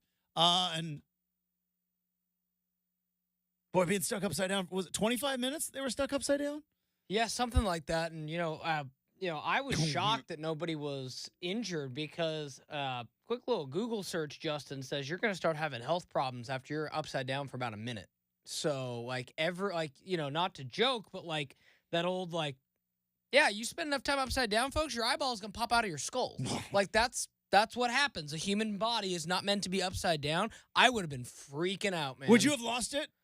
Would you have lost? Like, I'm not lost it, but when I got down, Oaks Park would have gotten a talking to from Brenden. I wonder, like, somebody in that thing had to be, like, starting to lose it. Oh, I'm sure. At some point. Yeah, Even, like, it was, again, upside like, down. I've never been stuck in an elevator. That's a legit fear of mine. Like, legit fear of mine. I take the elevator every single day. I could walk up the 2 flights of stairs, but I don't. All right, I take the elevator. Stop judging. It's the 3rd floor. I think it's appropriate. But yeah, getting stuck in an elevator, like, freaks me out. Especially, like, with a group of people. I remember the story. Remember the Blazers got stuck in the elevator a handful of years ago? I was like, I would have lost it. But yeah, that was something, man. That was a fun story. So that I saw on the internet. This one is all right. So, my mom gets associate producer credit today. This is a story that my mom sent me, and I'll tell you a real quick backstory as to why my mom sent me this story. Names are a funny thing we do in this world. Just, you were born and your parents get to call you a thing, and that's it forever. Yeah, some people can change them. Some people go by nicknames. Some people can go by initials. But for the most part, I was born, but Justin, and that's what I am forever, which I'm good. Good with Justin. Now, my middle name is Parker. I may have told this story before. I have 2 younger brothers. My younger brother, his middle name is my mom's maiden name. So my mom's last name, maiden name, family name. You know what I mean? My youngest brother, his middle name is my paternal grandmother's maiden name. Another ode to the family. Brenden, my middle name is Parker. And I am named after a random stranger that my mom saw at Disneyland when she was a child. She was at Disneyland as a kid. Somebody said, "Hey, Parker." And in her brain goes, "I've always liked that name." My first son, not first name, but middle name. So brother gets family name. Other brother, family name. I'm named after random kid at Disneyland in the 1960s. Which I've always, needled my mom about, and she probably doesn't find it as funny as I do. But I've always joked, well, yeah, I get where is that guy? I wonder where is that Parker? That's Little cool. did he know he would have such an impression on my life. So my mom sends me this story yesterday out of North Carolina. Pregnant mom going viral on TikTok for baby name search. Haley Hodge, who is preggo right now, about to have a daughter. Apparently, her and her husband have a unique way of coming up with names for their child. It's not going through the baby name book. It's not random kid you saw at Disneyland in the 60s. It's not even a play on a TV character from a great show in the 90s, which may or may not have affected Brendan's name. But It's true. they walk through old cemeteries and look at names on gravestones. That's an odd way to do it. Not how I would do it. But I don't judge. I don't Here's judge. the thing. I thought Names are so lazy, Justin. Like, the I appreciate going back in time and trying to find an old name. in terms of. I talked about college football earlier being objectively silly at some points, right? We do choreographed dances and sing along songs in the middle of a football game. Names are so weird. Some of them are traditional. Some of them are just made up out of the blue. You just make them up and yep. Could you ever imagine anything else in life? Like the moment you were born, like, yep, that's with you forever. And if you want to change it, you got to go to court. Okay. No, I guess I'll just stick with it. So, yeah, they apparently to find the name, they're not flipping through baby books. They're not going through family history. They're not even using AI. They're just wandering through the graveyard. Yeah, that's taking a look at names, going like, what speaks to us? Maybe from the beyond. I don't know. That's a new take. Like, like I said, everyone's got a different way of going about this. And, like I said, I think it's kind of cool what your mom did, Justin, because... Well, she sent me this and goes, see, it's better. Disneyland's so much better than this. And I'm like, yeah. I mean, way better. As someone... And also, to be fair, it's my middle name. Like, that's true. What's a middle name? That's true. What is a middle name? But no, like, I have as someone who, it doesn't even have kids, I just names that I've liked throughout the years. I have, like, a short list of, like, boy and girl names that I thought were cool. And I've already said this once, Justin, for the future that I will have kids, at least one of my kids will be named after a character on a TV show. It just depends on which TV show. Yeah, like Walter. Probably not Walter, but they're I don't know, maybe Yellowstone. Gus? Was it Gus? Who knows, right? Maybe a TV show to be determined. Poor little Gus Slaughter. But and he's gonna wonder what was I named after him. But don't watch season 3, okay? It gets a little dicey for old Gus. But I'd love to Spoiler go. alert, by I'd the love way. to, tell my future kid, yeah, you were named after that character. Go back and watch it. Seems like a cool. But how would you like to be that parent and go, yeah, you were named when we walked through this cemetery? And by the way, and here's the other thing, because that's tough. Because these millennials and Gen Zers, they live without consequence and without ever thinking of the future. This kid is going to grow up, and they're going to Google is going to be around in about 10, 11 years still, and that kid's going to Google mom and dad's name, and it's going to pop up that they can't even lie about it. It will, because you went on TikTok. And you got... They're going to own it, too? What was the number on there? Crud. Come on, Justin. Like 2.7 million views. Wow. 2.7 million views on them walking through the graveyard going like, Sailor sounds like a fun name for a girl. So there you go. Careful what you name your kids. By the way, on the record, I like my name. It's just, I also like messing with my mom about it because it makes me chuckle. Probably doesn't make her chuckle, but it makes me. We are going to come back. Hour number 3 next, 620 Rip City Radio.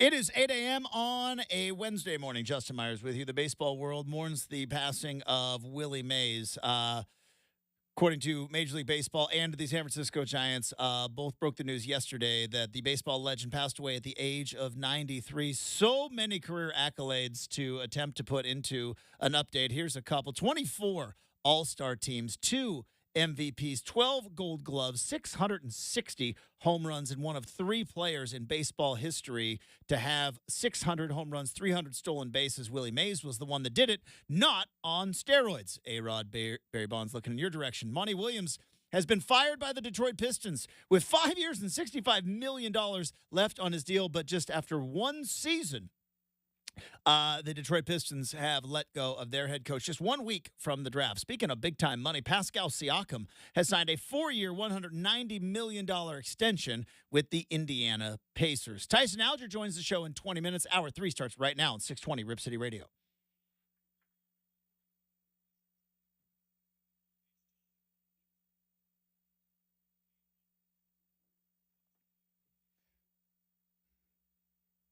Hey, welcome back to Rip City Mornings, everybody. Tyson Alger joins us in 20 minutes. 45 minutes from now, we have got an RCM mailbag.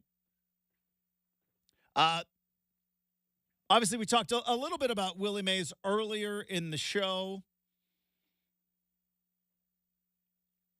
One of the things, the silver lining when, unfortunately, all-time legends pass away, the silver lining is a chance to go back and look. And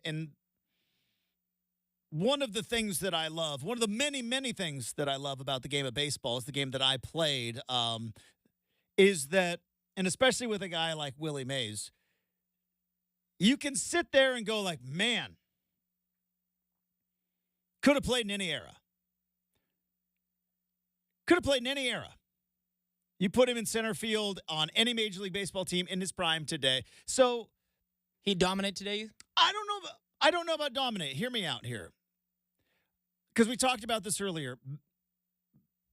Basketball players from the 90s and beyond would have a tough time excelling in today's NBA if it was pure, like, flex capacitor, DeLorean, Marty, and Doc, like, bring them in because they didn't practice three-pointers because you didn't shoot them.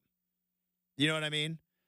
Now, the argument is, boy, if you took Larry Bird but allowed him to take his shooting ability, boy, he'd probably have the three-point record. But he didn't shoot that many because that wasn't the game back then. Football, same thing. Boy, if you let John Elway throw as much, not even Patrick Mahomes, I mean, Jared Goff, right? Jared Goff, who's top 10 quarterback in the league right now? Probably after last year. But if you took John Elway and let him throw as much as Jared Goff throws, like the yardage would be insane. But it's hard to compare and contrast eras in basketball and football because the games are just so drastically different. And yes, there are drastically different things about the game of baseball, but you could argue, could Willie Mays dig in and hit a 98-mile-an-hour exploding slider? I don't know. But here's what I do know. As you watch the catches he makes in center field, there's Major League Baseball players right now in their prime aren't making those catches. Speed around the bases, that's comparable. So it is one of the things that I love about baseball. And I know we all get all, hot and bothered about the statistics and what did the steroid era bring. And really, that's why I think everybody got so mad at the steroid era because you can't compare statistics in football for eras. You just can't. Sacks didn't even exist until like the 70s. Passing yardages, touchdowns, because the game is so different. Just the physicality of the game back in the 70s and the 80s, like as a wide receiver, you didn't go over the middle. Now there's so much more freedom, so much more openness. Basketball, same thing. The shooting. 5 guys on the court that all shoot from long range, unheard of in different eras. Baseball is still 162 games. And you can look back and compare and contrast the statistics. And when you look at a guy like Willie Mays, and you could say, yeah, definitely could have played in any era because you watch the catches, not just the over-the-shoulder catch that he made at the Polo Grounds that is the famous Willie Mays catch, but just watching the way that he patrolled the outfield. Tell me he couldn't play center field in his prime today? No. And that's what I love about baseball is that you do have it is the one sport, like even golf, right? You can't compare golf in the 50s and the 60s. We'll try, but they didn't have titanium back then, right? They didn't have graphite back then. They didn't have all of the technology that you have. And, and golf has been a sport of constant innovation. To me, I think that's another thing, right? With baseball, right? Golf equipment has changed. Baseball, that's still a wood bat made by a Louisville Slugger. Now we could dive into whether or not the balls or the players at certain times have been juiced, and yeah, innovations in gloves, innovations in uniforms, but I think that's one of the things. Willie Mays hit 660 home runs. And it wasn't like the bats have changed. Now the balls may have changed, but fences, a lot of the ballparks he hit all those home runs out, they still exist. Well, used to exist. Probably don't anymore. Probably Dodger Stadium, Fenway, and Wrigley. Oh yeah. But he probably didn't play in Fenway because he played in the National League, so probably not even that. But you're right. Yeah, that's such a small list. I didn't even think about that. Goodness. But like you look at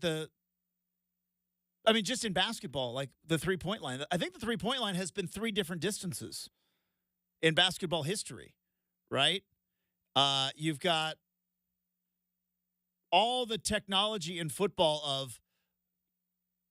of quarterback mic, like you got microphones in your helmet now in both offense and defense. Just baseball, that's a ash or maple bat, and that is a spun up ball of yarn with a leather covering, and he had 660 home runs. So obviously one of the best to do it. The other big news, and that is Monty Williams has been fired by the Detroit Pistons, which, all right, there's multiple facets to this, and we have just a smidge of time. I will attempt. There's the Blazer side of this, which you have to be just head in the sand if you don't think that there is the slightest chance that Chauncey Billups is maybe potentially looking at the Detroit Pistons job now that it is open and it is official, or that the Pistons would be looking to bring back one of their all-time greats, right? After the bad boy Pistons and Isaiah Thomas, like Chauncey Billups is kind of the guy, right? Chauncey Billups, Rip Hamilton, Grant Hill, maybe. But Chauncey Billups raised a banner. One Finals MVP. That team, Ben Wallace, Sheed. Yeah. That whole team is. But it's a pretty short list. You think about he's Finals MVP. The Detroit Pistons after the Bad Boys, right? There's, other than that run that Chauncey Billups had, there's not much there. So there's that. But here's the other part of this. I'm going to try to think of it from Chauncey Billups' perspective. Because I said when other jobs have popped open and you have to make you have to throw out the question, is Chauncey Billups all that jazzed about coaching the Blazers in the Blazers' current situation? And again, understanding that probably needed to rip the Band-Aid off, needed to rebuild this thing from the studs. And we will find out in about 3 years, ultimately, was the juice worth the squeeze? Right now, we're in the middle of the squeeze. 21 wins in the season. And is Chauncey Billups prepared for the next 3 years? Because that's what it's going to be. Prepared for the next 3 years. Because what has everybody said? Oh, this is a bad draft. But next year's draft. And we know that Joe Cronin loves the draft. So you're probably going to have another year of subpar play. Maybe you get a little bit better. Who knows? But is Chauncey Billups all that jazzed about coaching a team that has been tanking, and now rebuilding? That being said, Detroit's not exactly the best destination in the NBA right now. I know he played there. I know he is a legend there. I understand that there is a massive history with him in the organization. But, Brenden, are you sure you want to go coach a team that just fired a coach with 5 years left on his deal for essentially doing what we all thought they were going to do? Right? Monty Williams went there to start the rebuild. Nobody thought the Pistons were going to be good.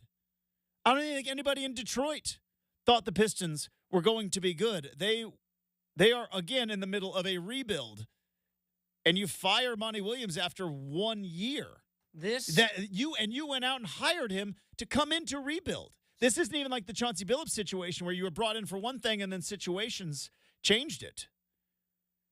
That's a dysfunctional organization. Oddly enough, and I think it is wishful thinking. I'll say that. But this reeks, Justin, of like a combination of hiring the wrong guy and then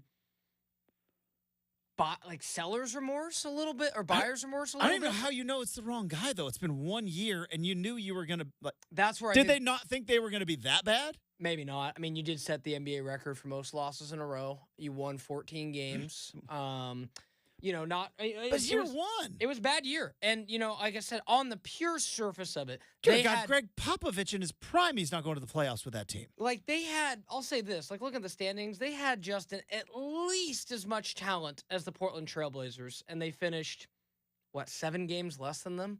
And, I get it. Like, they were on par with, like, the Blazers, Spurs, Wizards. I know it just seems very odd to spend $70 million on a coach and after a year go like, it's not working. But like you said, this is silly money to them. Would you just say the claim version, Justin? Could you just go bat crazy? Yeah. Like the radio. So it is interesting, like to see, like, does Chauncey Billups take a look at that situation and go like, maybe in another time and place? Who knows? Another time and place, though, Tyson Alger joins the show in just a bit. Before we do that, though, I want to let you know about Ticket Tuesday. That's right. All season long, Rip City Drive on Ticket Tuesday is keeping the winning streak alive with exclusive tickets to the Hillsboro Hops. So listen to Rip City Drive every Tuesday afternoon for your chance to win and get your Hops tickets now at hillsborohops.com. Tyson Alger next, 620 Rip City Radio.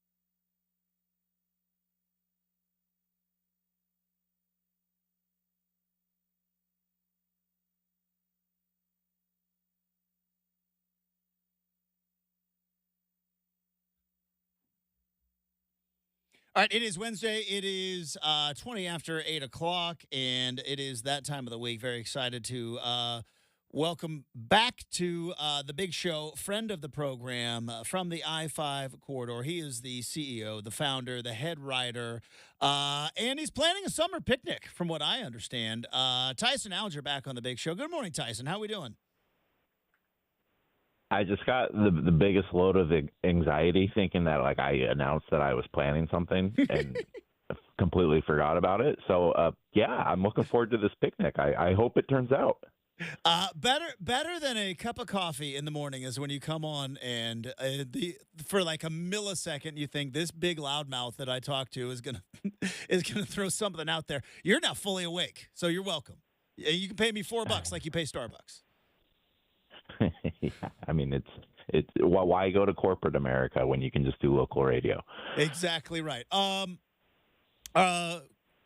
Quick Alaska question, because I don't know if you saw this, but Monty Williams just got fired by the Detroit Pistons, and I did not realize this, but Detroit Pistons, the Alaskan assassin Trajan Langdon is just firing people. Is firing people left and right. Well, it sounds like he was the hitman on this, and that the order came from higher up. But is Trajan Langdon the greatest Alaskan athlete of all time? Non-hockey. Yeah. So I was about to say, like, you got to put the hockey asterisk on there. I would say so. I mean, like that was like right in the heart of like when I was growing up, and so like when he was playing at Duke, and then later I think he got drafted by the Cavs initially, yes. But every single morning, there would be in the newspaper there would be like a Trajan Langdon page of like here's the Trajan Langdon's here's what he did last night sort of thing, and so.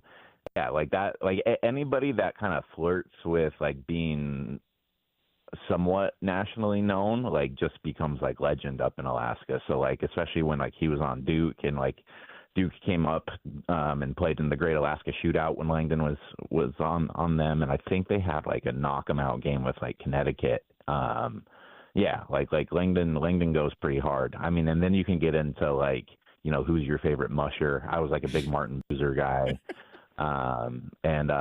My guy Tommy Moe, I think 92 Olympic downhill. Oh, Tommy Moe. Gold. Yeah. I did know that name. Tommy Moe is actually my nemesis because there's one billboard in Palmer, Alaska, and it's like home of Tommy Moe.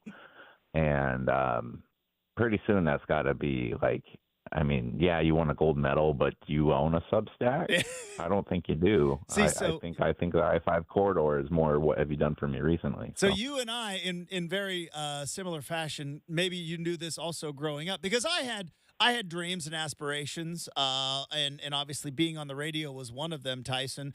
But I also knew by like seventh grade, if anybody's getting a billboard of Winston, Oregon, hometown of, it's not going to be me. Like I knew by seventh grade. You just grew up like just desperately wanting to have your own shampoo commercials, and it could only go to the one guy in your neighborhood. It's the one guy. Turns out, even ironically, back then he had short hair. All right, let's dive into this. Peyton Pritchard gets himself a ring.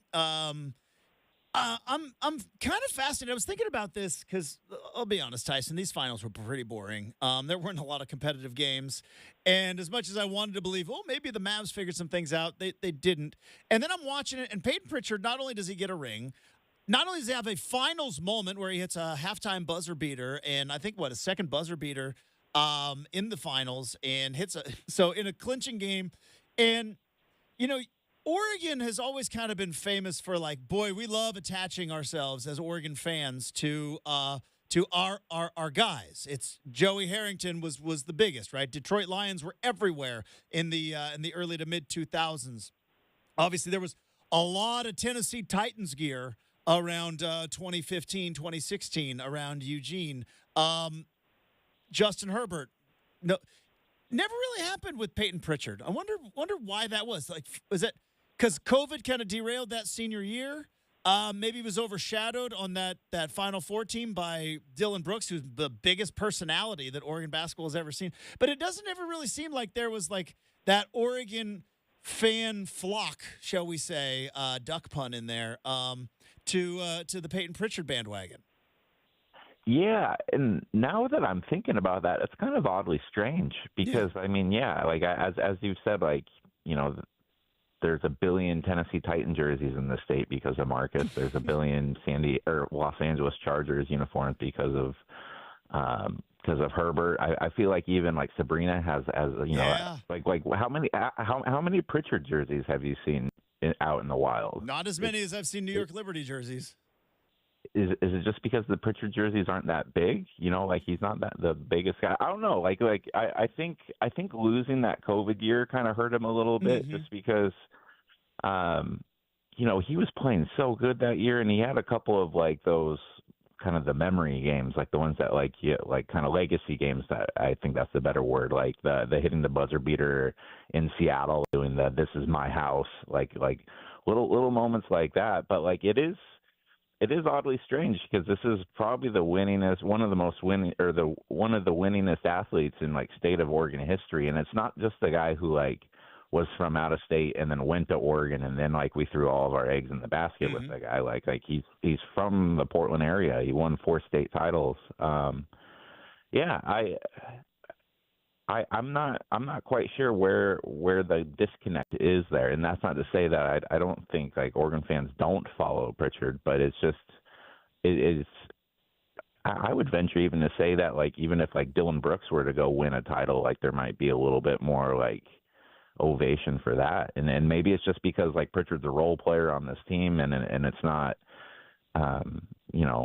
it's not like he's a starter on it, but he's certainly made impacts. I mean, like even if I know this series wasn't close, but like even in this last game, you can go and watch, and it's basically Pritchard's half court shot, or it was further than half court, is what really kind of like turned the Jets on in that game. So, yeah, it's a fascinating one because I mean, like he still comes back to Oregon, he still does a lot of camps. Like during the summer, he does his the Portland Pro-Am League. Like this is a guy who like at no point has given up on Oregon or like tried to disassociate himself with Oregon or Portland or Eugene. But yeah, I like it. I just don't think people are quite like lining up for the Celtics parade quite yet. Maybe that has something to do with it because Portland actually has its own NBA team. It is interesting because I think part of it is just basketball, and but there was a lot of, I think, Oregon fans that were following Freddie Jones. There were a lot of Oregon fans that were following Luke Ridnour. But I think some of that is just kind of basketball in general and what college basketball has become over the last handful of years. And I think the other thing was, and this is one of the other things I wanted to talk about, because I love going back in the Wayback Machine because you were there covering day to day on the beat that Oregon Final Four team. I mean, you had really good seats at the Final Four. I was stuck in the end zone. You had really good seats in the Final Four. But I think Dylan Brooks, Jordan Bell, clearly big factors. But one of the biggest things that happened was Dana Altman making that decision to ultimately replace a point guard, I think it was Casey Benson, right? Yep. Who was in the Elite Eight the year before with the freshman out of West Lynn, and that was a huge bump, especially for a kid like Peyton Pritchard to come in and play as a true freshman, and really kind of change the dynamics of that team. Yeah, absolutely. And Casey Benson was a perfectly serviceable point guard. I mean, he started for them since his freshman year. Again, he was on the team when they went to the Elite Eight. He could shoot the three, didn't turn the ball over. Like there were really good pieces of the offense with him in it, and he really knew how to kind of like distribute the ball to some of Oregon's playmakers, but also he wasn't Peyton Pritchard, and so I think there were some people who kind of thought that Pritchard was going to come in and take that job like right away first week of the season and really light it up. That wasn't so much the case. It took a couple of months, and it did take a little bit of time for him to kind of like find his groove on that team because yeah, like you're a true freshman and you're playing with guys that are established and very successful in the league. But I think ultimately like the Ducks making that decision early and then being able to kind of just have that little extra piece of added offense on the floor That was a seriously key piece for them, especially like when you got into the later rounds of the season and then the postseason, and when they lost like the scoring output from Chris Boucher when he got injured in the Pac-12 tournament. Obviously Pritchard wasn't the star of that team, but I think having, your number 5 starter out there being a guy who's eventually going to go on and win an NBA title, I think that just kind of showcases a little bit of the depth of that Final Four team, which is funny because at the time, I don't think there was a lot of people who thought there was a bunch of NBA talent on that team. Brooks was viewed as a fringe guy. I don't think people assumed Chris Boucher was going to go on to have the NBA career that he's had. Jordan Bell only had like a year or two, but that ended up being a pretty darn talented team. And, that even includes a guy like Dylan Ennis, who is still out playing in Europe, and Roman Sorkin, who I think just won a European title out obviously overseas. So, in retrospect, that was a more talented roster than I think people gave it credit at the time. Tyson Alger from the I-5 corridor joining us here on 620 Rip City Radio. You mentioned kind of the COVID year as well, and I think part of like the reason why Sabrina's legacy is going to obviously be what it made the Final Four that year before, and I think everyone was kind of like, boy, if they would have been able to play, not only did they bring back a ton of talent from that Final Four team, but Sabrina was so much better that year, and it was kind of, maybe it was just us in our own little Oregon bubble, but it felt like that year it was kind of Oregon's tournament to lose, but not to be outdone.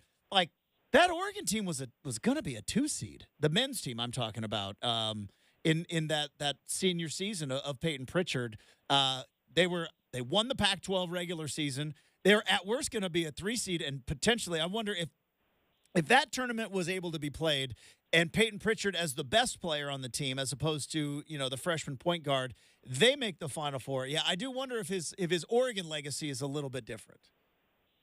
Yeah, no, and I completely agree with you. There was some talented players. Was the year that it got canceled? Was Duarte on the team still, or had he been drafted yet? Anyways, yeah, like it was. There was some talent on that team, and I remember it was towards the end of Pritchard's junior season is when, like, in that postseason run, when you really just saw him like decide like, hey, I'm going to like completely up the tempo and charge the basket like players my size don't do, and he completely kind of took over, and that really translated into his senior season. And it was like that Pac-12 tournament, like those Ducks were like ready to roll, and that was just. It was just disappointing, and they obviously weren't the national front runner like the women's teams were, and Pritchard wasn't quite getting the national shine that like Sabrina did. But obviously Oregon loves it when you can embrace someone who is viewed as maybe the most special player like in the league, whether it was Marcus or Herbert or Sabrina. And I think Pritchard was just like a very, very, very good like 1B player out there, and I think. That was the type of player who might have needed just like that, a magical run where he led it himself to really kind of like etch his place. Etch his place. I'm not the person to say that, because like he has his place in Oregon history. Yeah. It's just not as shiny as maybe that we'd like it at this very moment. Tyson Alger from the I-5 corridor joining us here on 620 Rip City Radio. Other basketball news over the last couple of days.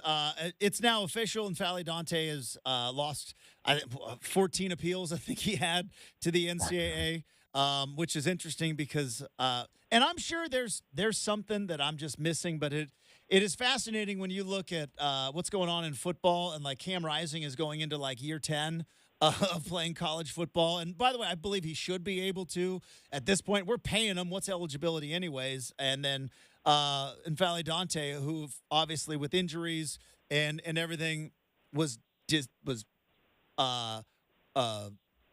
had his, I can't even think of the word. His appeal was rejected. There we go. I'm a wordsmith. I'm a professional communicator. Don't worry about it. Here's my question, and this is kind of a dumb question and kind of a snarky question at that, Tyson. With what's going on with the NCAA and lawsuits, and maybe Oregon doesn't want to be the experiment, why not just play them and just say, yeah, we're just gonna play anyways? Like just play. Just like show up to George, Big Ten season. like, no, like Fally's on our team. it's like George quits and he just shows up on Monday. Yeah, it's just, come November, all of a sudden the lights dim out, Don Essex's voice comes across and he just announces him in the starting lineup. Like who says no? Who says no? What is the other team going to quit? I don't know. It's like, just play them. Oh, you want to reject all the wins? Yeah, good luck. I'd say like just at this point, the NCAA has no teeth whatsoever, right? They're eating applesauce 3 meals a day. Like, what? Why not just say no? He's going to play. And that's what confuses me in the long run, because I'd love for the NCAA to come out and say like this is why we denied this appeal compared to others, but it's just like we're in an era where it's a toothless NCAA. It feels like that they don't care on so many other fronts. Like why with this specific one are they deciding to make a stand on it? I mean, Dante's played. He's been around for a few years, but it's not like this is like a Cam McCormick situation in Miami, who I believe is going into his 9th year of football, if I'm correct. I believe so. It's a decade. With Dante, I believe the semantics on it are them, basically saying that COVID year just straight up didn't happen, so that injury to him didn't happen. It's kind of a confusing and frustrating thing, especially when you take into account, one, how important Dante was to Oregon, and two, how important, just everything that he's kind of doing with the NIL money he was making and sending that home to build a house for his mom in Africa. And just this is a guy who really the NCAA should be propping up as this is what we do. This is why the NCAA is special, because a player like this can come from a different continent and then make a life for himself. And for them to really get into the nitty gritty of you've played too many. I don't know. It's just frustrating, and it was interesting talking to Dante yesterday after his workout with the Warriors. I hopped on a Zoom press conference, and that guy's always happy and smiling. And he said he wasn't worrying about it during the appeal process because it was out of his hands. But I really truly would like to see what he could have done with a whole extra year of being healthy and just kind of developing into even a better NBA talent, because he's a fringe second-round pick right now. He can play defense. He can score in the interior, but he can't shoot all that well, which was also why it was interesting that he was with the Warriors yesterday, because he was like, "Oh yeah, I'd love to play with Steph Curry. I just need to learn how to shoot a little bit better." I just put in a couple weeks of work, and I'll just start firing away 3-pointers. It does seem weird in the fact that I wonder if because the NCAA knows they don't run the college football playoff. They can't really make a player ineligible in college football. You could vacate wins, but good luck with that. I think maybe the NCAA's they've got one bullet left, and that is we run the NCAA tournament. And I guess you could make Oregon ineligible. But we've seen Kansas was under investigation. Bill Self basically said, no, try it. We're not doing anything. And they're like, okay, we're sorry. And again, it's one of those things. Who's hurt, right?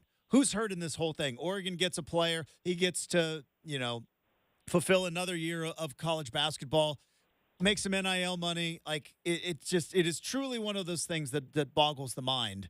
And it's why I've always tried to stick up for the NCAA. But then they do dumb stuff like this, and I go God, this is why you're failing in every way, shape, or form.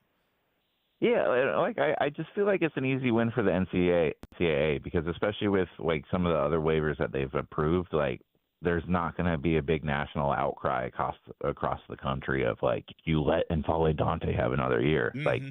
I feel like that would have been an easy win for them. Hire me as your PR guy, NCAA. I'll help you out a little bit here in these dying years before you go kaput. You can find Tyson on social media at Tyson Alger on X or Twitter, whatever you want to call it. You need to be subscribed to the I-5 corridor, and you can hear from time to time on this particular radio show. Hey, Tyson, thanks so much. Have a great rest of your week. We'll talk to you soon. Hey, absolutely. Thanks, buddy. There you go. Tyson Alger, boys and girls. We've got the RCM mailbag next. 620 Rip City Radio.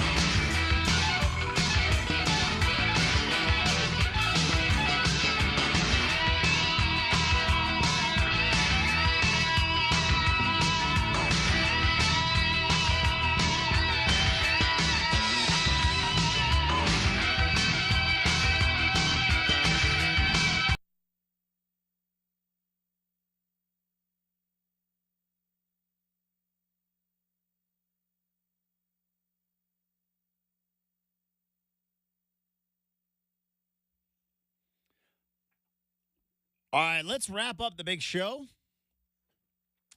Get you ready to attack your. It's going to get warm, isn't it? Starting to warm up a little bit. Got warm a little bit last night, and might be 90 by Friday.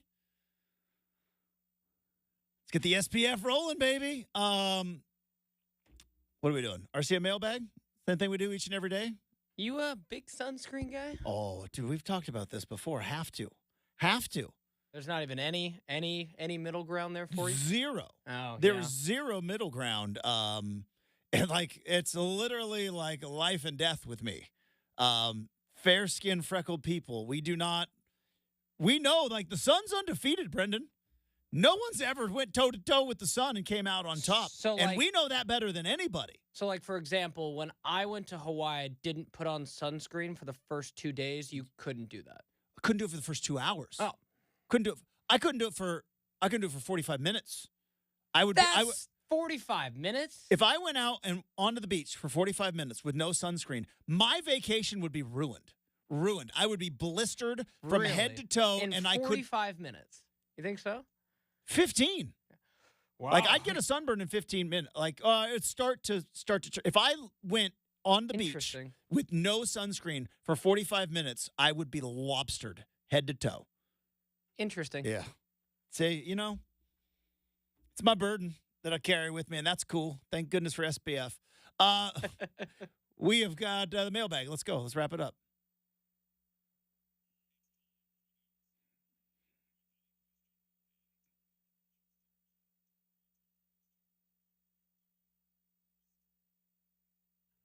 All right, Justin, firing up the big mailbag today. Where are you on people who drive around all the time with a hitch on their car, even though they're not hauling something? So, like, just the hitch, just the ball? Yep, permanent. I got no problem. Like permanent hitch. I got no problem there. I know I've never noticed it before. I shall probably notice it now that you have brought it up. Yeah, I got no problem there.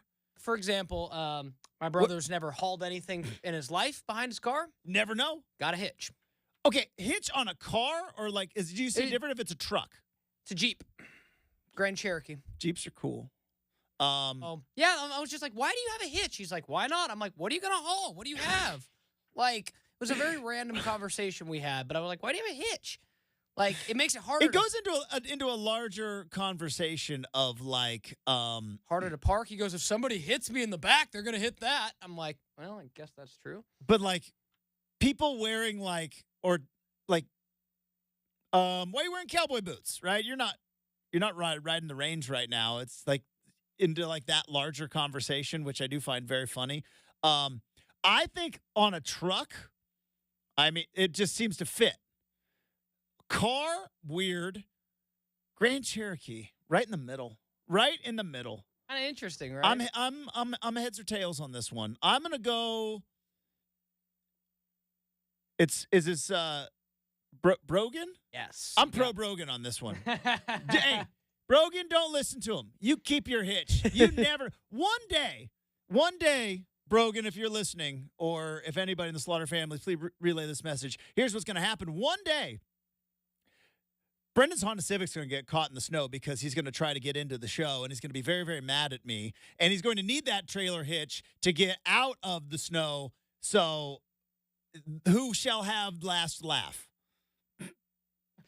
I don't wish harm on you or your car in any way, shape, or form. But, man, if you end up in a snowbank one day and Brogan's got to pull you out with his trailer hitch, you're changing your tune. Yeah, I don't think if I ended up in a snowbank, I'd probably still come in afterwards. You might be on your own that day. Might be, worried about my own. Brogan might come in. He's got a trailer hitch. Worried about my own health if I went into a snowbank. But yes. No, I'm pro hitch. It just seems team hitch. It just seems so extra to me. If you're not, it's like just. Let me say this, because he just graduated high school. Shall be going to college soon. Brogan, this summer you got to hitch your wagon to something. You got. I'd like to see it happen. If not, then I think no trailer. Well, trailer hitch would fit in Corvallis. Is he going to? Is he gonna be beef? Oh, yeah. Yeah, all right. Oh, So he yeah. would fit definitely in Corvallis, definitely in Benton County. You're Oh, yeah. good. Soon to be the newest hire at beaversedge.com. So you know how that works. That's going to be fun. Real. Can't wait for that office meeting. So it's both great and convenient, and a little unnerving all at the same time. But Justin, nice thing about that, I don't got to worry about like HR violations for like nepotism. So it's like I'm saying at some point this summer, that rolls. let's get that kid a wagon and let's get that hitch working. All right, well, let's move along here. It's like having clean work boots, man. You can't have clean work boots. Yeah. You got to get out and work in them. I mean, it's like I said, it's just there, man. It's like I have Carhartts, but I work in them. As opposed to all of you hipsters who just wear your Carhartts just around. Anyways, let's get that hitch some dings and some. No, I actually and some a little work on that chrome. Yeah. I don't think Justin at one point I did, but that still fit me. I don't think I have a pair of Carhartts that fit me anymore. One point I did, but the Carhartt is real. There are times, and it will happen later today. I'm working on some new projects. Man, when I put on my work boots and my Carhartts, and boy, I just get all filled up with Winston. It does. I was like, boy, I feel so. I got my Leatherman in my back pocket, but it doesn't get more Douglas County than I got right now. I like a good Carhartt beanie. They make some good looking beanies too. But yeah, no, definitely fun conversation for sure. Let's go ahead and shift gears a little bit here, Justin, and kind of inspired by something we talked about earlier today. How we've talked about college game day. Right, and how it could not be here this fall, or in a very weird change. Yeah, it'll be there, but in a weird way. So, what would your reaction? I'm just curious what your reaction would be, because you and I just didn't really talk about this on air. All college game day in its current form has been recorded and placed into the video game that's going to drop. Next month. Yeah, and Herb Street, Fowler. I mean, I think there's like 6 or 7 commentators.